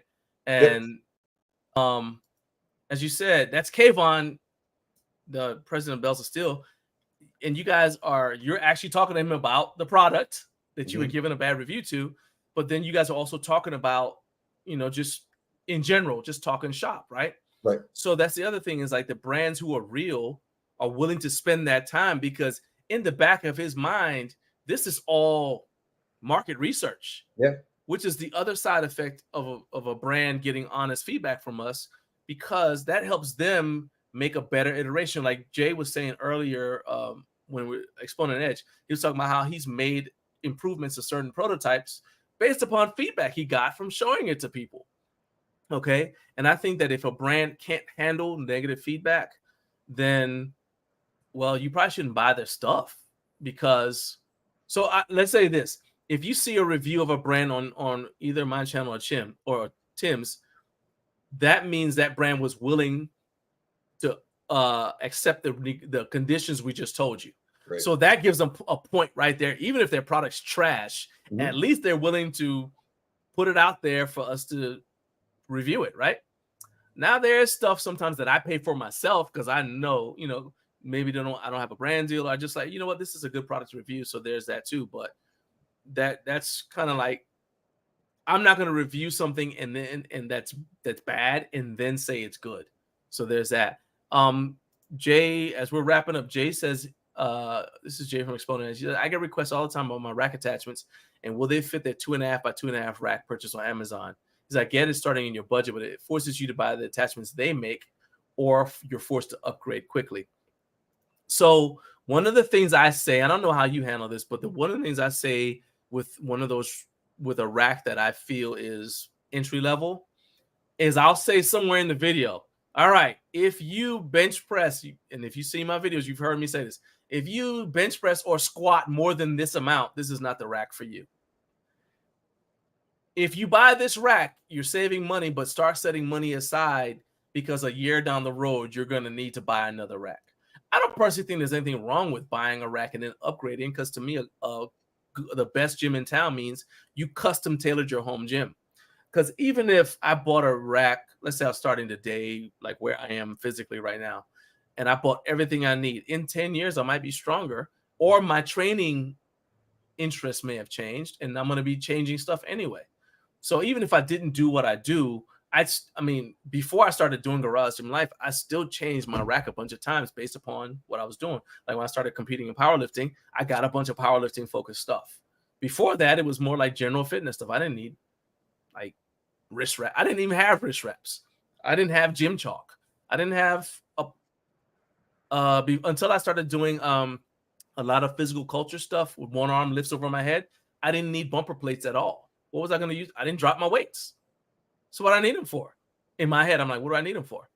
I don't drop my deadlifts, right? So that's what I'm saying. Is like, I don't see that as a problem, but it's also why I don't believe in buying like the home gym package from whatever brand. Because typically you're buying it online. You don't know if all this stuff is going to fit you, right? So there's that. Let's go through the comment section real fast, and then I'll let you get out of here. To the comments, because I think this dovetails. Joey's comments dovetail perfectly with the question that you just answered. And Joey's asking all the way down to the bottom. Yes, there we go. Perfect. I see it. Is there content for the casual consumer and things like that? And what I think a huge miss on our part is YouTube channels. They're so enamored with their metrics, right? They're so enamored with how many subscribers don't matter. What matters is how many people you help.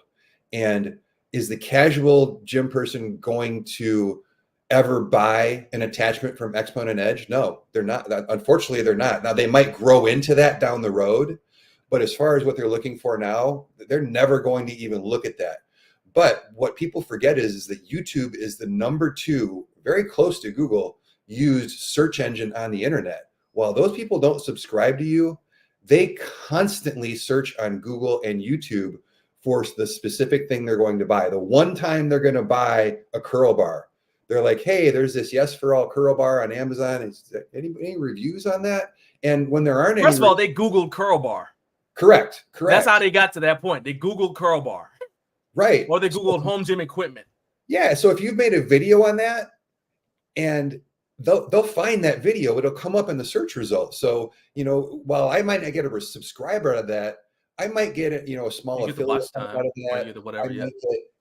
And I might get a view, which helps YouTube know to push my videos to more people. There's other intangible benefits other than always getting subscribers or always getting likes. Yeah. And the other thing is, I think as reviewers, we have, like you said, we have an obligation to give. This is why, whenever I hate to keep talking about what I do, but what I do is I open I do an unboxing and first impressions video, but then I come back 6, 8, 12 months later and I do a final review, because I think it's important to point out all those things. Hey, I realized 4 months in that the Exponent Edge, those really cool new J cups for the calf cups, which I want, they won't fit on this rack, right? So I think it's important to give as much. So I don't think that's why my reviews are stupid long, as I try and give you everything I can possibly think of to help you make the right decision down the road, and whether stuff fits or not, or what level of person you are. I think that's all part of those reviews. So I think those questions are really related, and it's important to let people know, about more stuff than just, look, as much as I like rep stuff, I'm not going to review a rep rack anytime in the near future, because there's already 100 people out there who have done that. I want to review the stuff that nobody's looking at. I want to review the stuff that Joe, average Joe six pack is like, you know what? I'm tired of my dad bod. I want to start working out. I want a rack. I want maybe a barbell. I want a set of adjustable dumbbells that aren't $1,200. What do you think about the Nordic Track 50-pound select weight dumbbells? Like, nobody's talking about that stuff. And I think more people need to talk about it. So, and I see Shuaku's got several comments, and I love the engagement on this, right? But one of the things I'm going to push back on is he says you don't need. I hate when somebody says you don't buy XYZ because you don't need it. So again, and the reason I hate it is here it is. I'm not dunking on you, man, but I don't say you don't need expensive home gym equipment to develop strength and endurance. All right, I'm not dunking on you. I appreciate all the engagement. I'm going to push back with you don't need any of this stuff. You could literally go out and just do manual labor and build a great physique. All right. Everything you do in the gym or most of the sports are simulating farm work. Okay. In some way or the other, or construction work of some type. All right. I don't care what the sporting event is. So you don't need any of this stuff. I hate it when functional fitness people say all you need is this. We're not talking about need. We're talking about the thing that you will actually use to get you closer to whatever that goal is that makes you be your best self. So I have the tension on my channel because of the people. Again, everything's filtered through your experiences, right? So I recognize that I have people who are going to watch my channel who are brand new to lifting, whose bench press, they may be women, who current bench press max is 225. Okay. At the same time, I also know people on a personal level. I got their phone numbers, not Instagram friends. I got their phone numbers. Or I've been at I do live streaming for powerlifting meets. I've been at powerlifting meets, strongman competitions with people, some of them are women, who bench press over 405, who squat over 500 pounds. Rory, if he's still in here, deadlifts over 700 pounds. So, and I'm not dunking on you, Tim, but I saw your post where you're like, well, before you went to talk to, I forgot who it was. I think it was Weighted Out, where you were like, why do you even need these thin plates, right? And I said, well, in my head, I'm like, okay, that's somebody who either doesn't deadlift a lot or who doesn't know people who deadlift a lot, right? Because when you get to 700 pounds in normal weight plates, definitely bumper plates, that's going to fill up your sleeve. So there's videos of Pete Rubish, my buddy Pete Rubish, and he's got like tape on the bar because he's using metal plates and they're going to come off the bar. There's not enough space to put the collar on enough to keep the plates on the bar. So you telling me Perry Ellis, who just squatted 832, he's a drug-free lifter, lifetime drug-free lifter. He just squatted 832 in his garage gym in front of my Garage Gym Life banner. All right. You telling me that I shouldn't make videos about what rack best suits Perry so he can train to get back on the platform and pursue his chance to go to IPF Worlds? He's important too, right? That's just how I look at it. So we don't need to. I hate when people say you don't need this, because you're imposing your circumstances on everybody else. Okay. So somebody whose deadlift is, let's go with the open trap bar. If your deadlift is less than 400 pounds, those short sleeves don't matter to you. Right. My deadlift is pushing 600. I don't even know how much I can deadlift with a trap bar because I've never tested it. But I'm just telling you that my deadlift is going to be 600 pounds by the end of the year. Okay, them little big sleeves ain't going to do the job. So I tend to use it more for accessory work. How can you tell me what I don't need? When somebody tells me what kind of collars I need, I do Steinborns. My max Steinborn is almost 400 pounds. That's the rock over squat. When you squat like that, I'm kind of invested in the idea of collars where the plates don't slide off, because I would like to live. Or I'd like to not be on the ground with my daughter. She's 8 years old, calling 911 because she and daddy are the only ones home. So you can't impose your viewpoint about what someone else needs on them. And so I make content for what somebody might want, not for what I think they need. And that's an important distinction, because I don't believe. I was not born in this country. I picked this country as my second home. Specifically, one of the reasons was because we get to choose. We have freedom of choice here, and I don't like it when people try to impose freedoms on other people. So as you can see, that's a sore spot for me. But I didn't get shot at to protect that freedom for you to try to take it away. You know, there's a consistency aspect too. Is the single most important thing for training is consistency. That's why, like, you know, Kurt and Coach Carp, they love strongman. That's what keeps them coming into the gym every day. I would imagine if they were forced to do Pilates every day, they'd probably stop working out. Although I would love to see Carp do Pilates, that'd be kind of fun. But it's finding the things that engage you. So if it's the Banff hammer, no. Does anybody need a Banff hammer? No, but exactly, you might need that to be consistent because you love doing it. You know, so I think there's an aspect of that too. And again, being siloed. If you're a powerlifter, you tend to show all powerlifting stuff. And there's a lot of people who are like, I would never powerlift in a million years, but man, I'd swing those maces around. That looked really fun. Yeah, 100%. So Matt says right there, he's doing a heavy single tonight. So he's having to take thin plates to the gym because the dude only has bumpers and he can't fit enough weight on there for him. Yeah. So Matt pulls a lot of weight. That right there is it. Kurt has a good one. He says, agree on the needed argument. Your car has Bluetooth and you don't need that. Heck, you don't need a car. Walk. It just, you just may have to start a couple days earlier than you normally would. But you don't need most of the stuff we have. We don't need. So I don't like that. Shawaku said he bought some steel maces, which you especially like. I love steel maces. That's another thing that you saw about me, is like I'm fairly eclectic, because we went to Banff Hammer. I was like, okay, so I'm doing hammer levers with it. Then I went to French Sport, and I am proud to say that Peter ran out of weight when I was deadlifting out.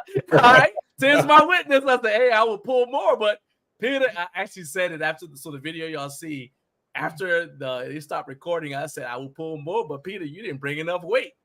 So you said it really loud too. The whole place heard you say that. Hey, you ain't bringing enough weight, homie. I was like, don't get mad at me. So now what he's gonna do is like probably bring a ton of weight and dunk on me. That's all right. So anyway, I really appreciate you being here, man. Actually, I am curious about this one thing. You said that French Sport bumpers are your new favorite, the ones you took. And then you had said that the Living.Fit ones had become your favorite. So what was it about the French Sport ones that you saw at HomeGymCon that put them back in the top spot? And then after you say that, we'll close out. It's top spot for who? So if you're on a budget, the Living Fit bumpers you can't beat. There is not a better bumper plate at that price point. Period. End of story. They're awesome for that. And if you're on a budget, man, those are a great way to go. However, if your budget's a little larger, the Fringe Sport Savage bumpers, I really think are some of the best bumpers on the market. You know, they do some unique things. Their 10-pound bumpers are more durable than anybody else's.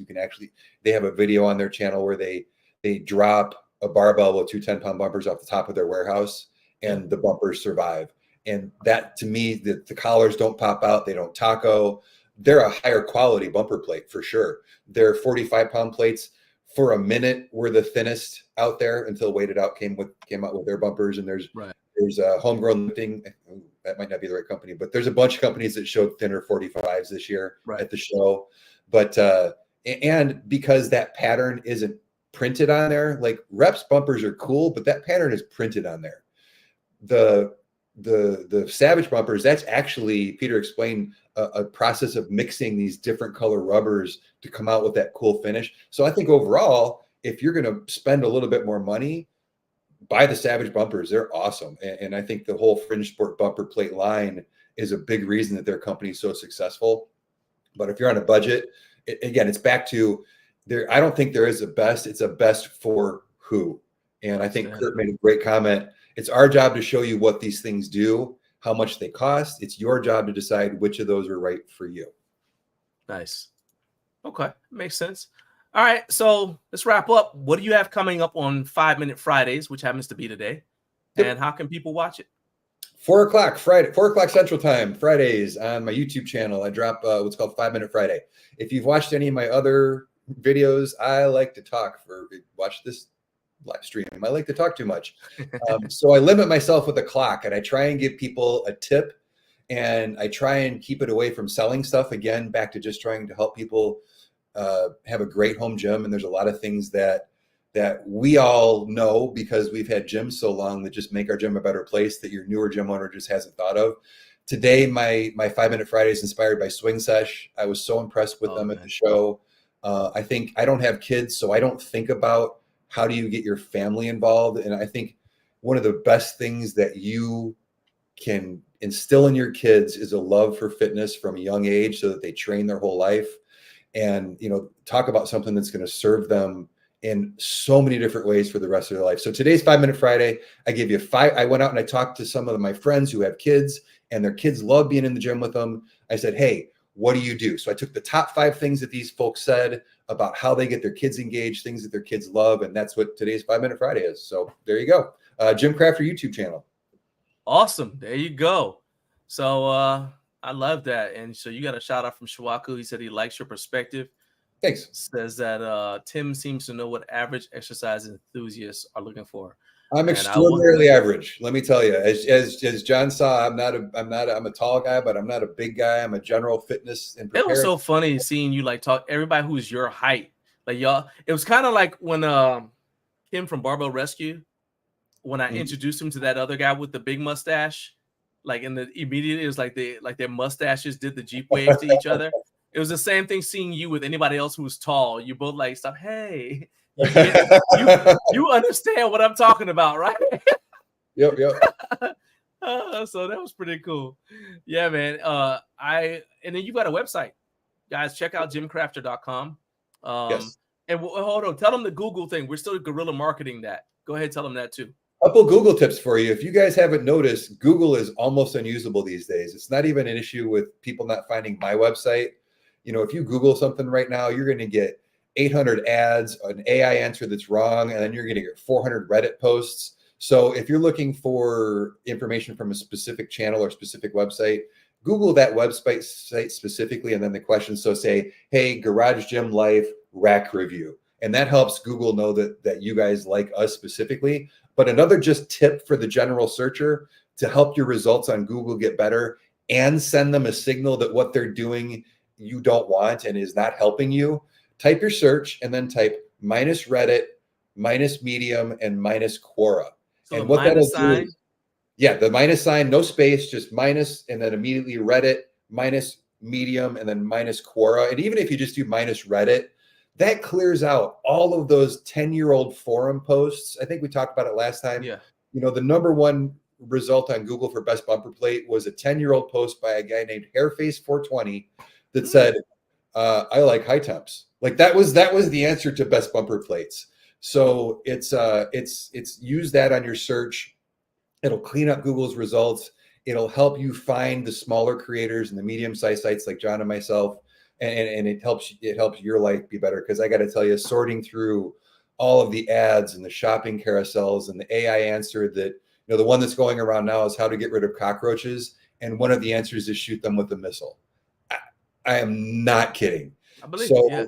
You know, it's hard to find good search results. So hopefully that'll help you guys. That'll help us. But that's thanks for bringing that up. Yeah, man. All right. So Chiwaku said he's definitely going to follow you, and I encourage everybody subscribe to Gym Crafter on YouTube. What you guys don't know as well is Instagram is instating tiers.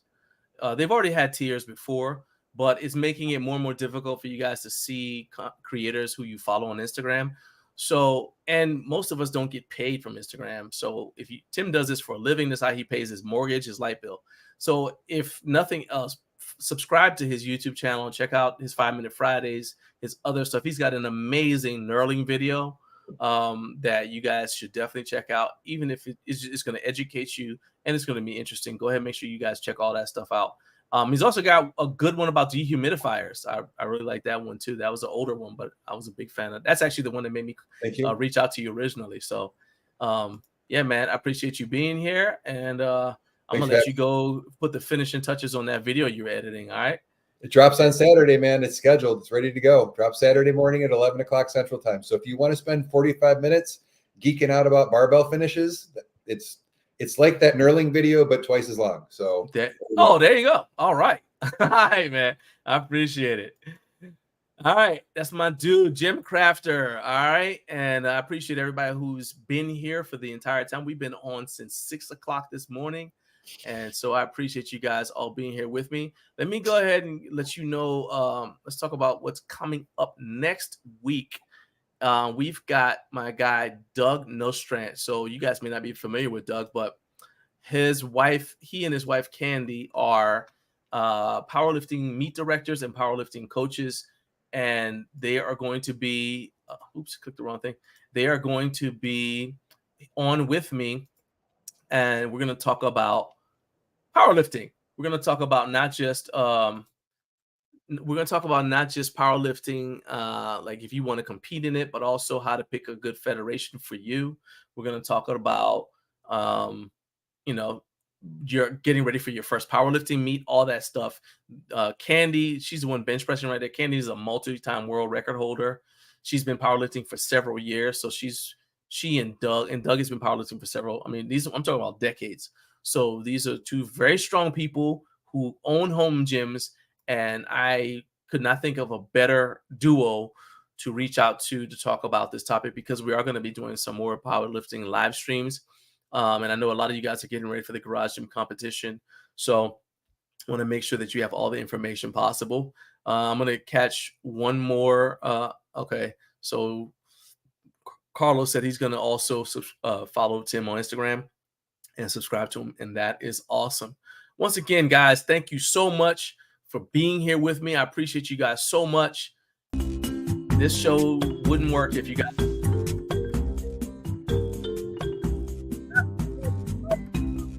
know what the home gym community needs, what these brands that provide us our equipment could do better, and post those comments in there. And I will see you guys next week. Peace.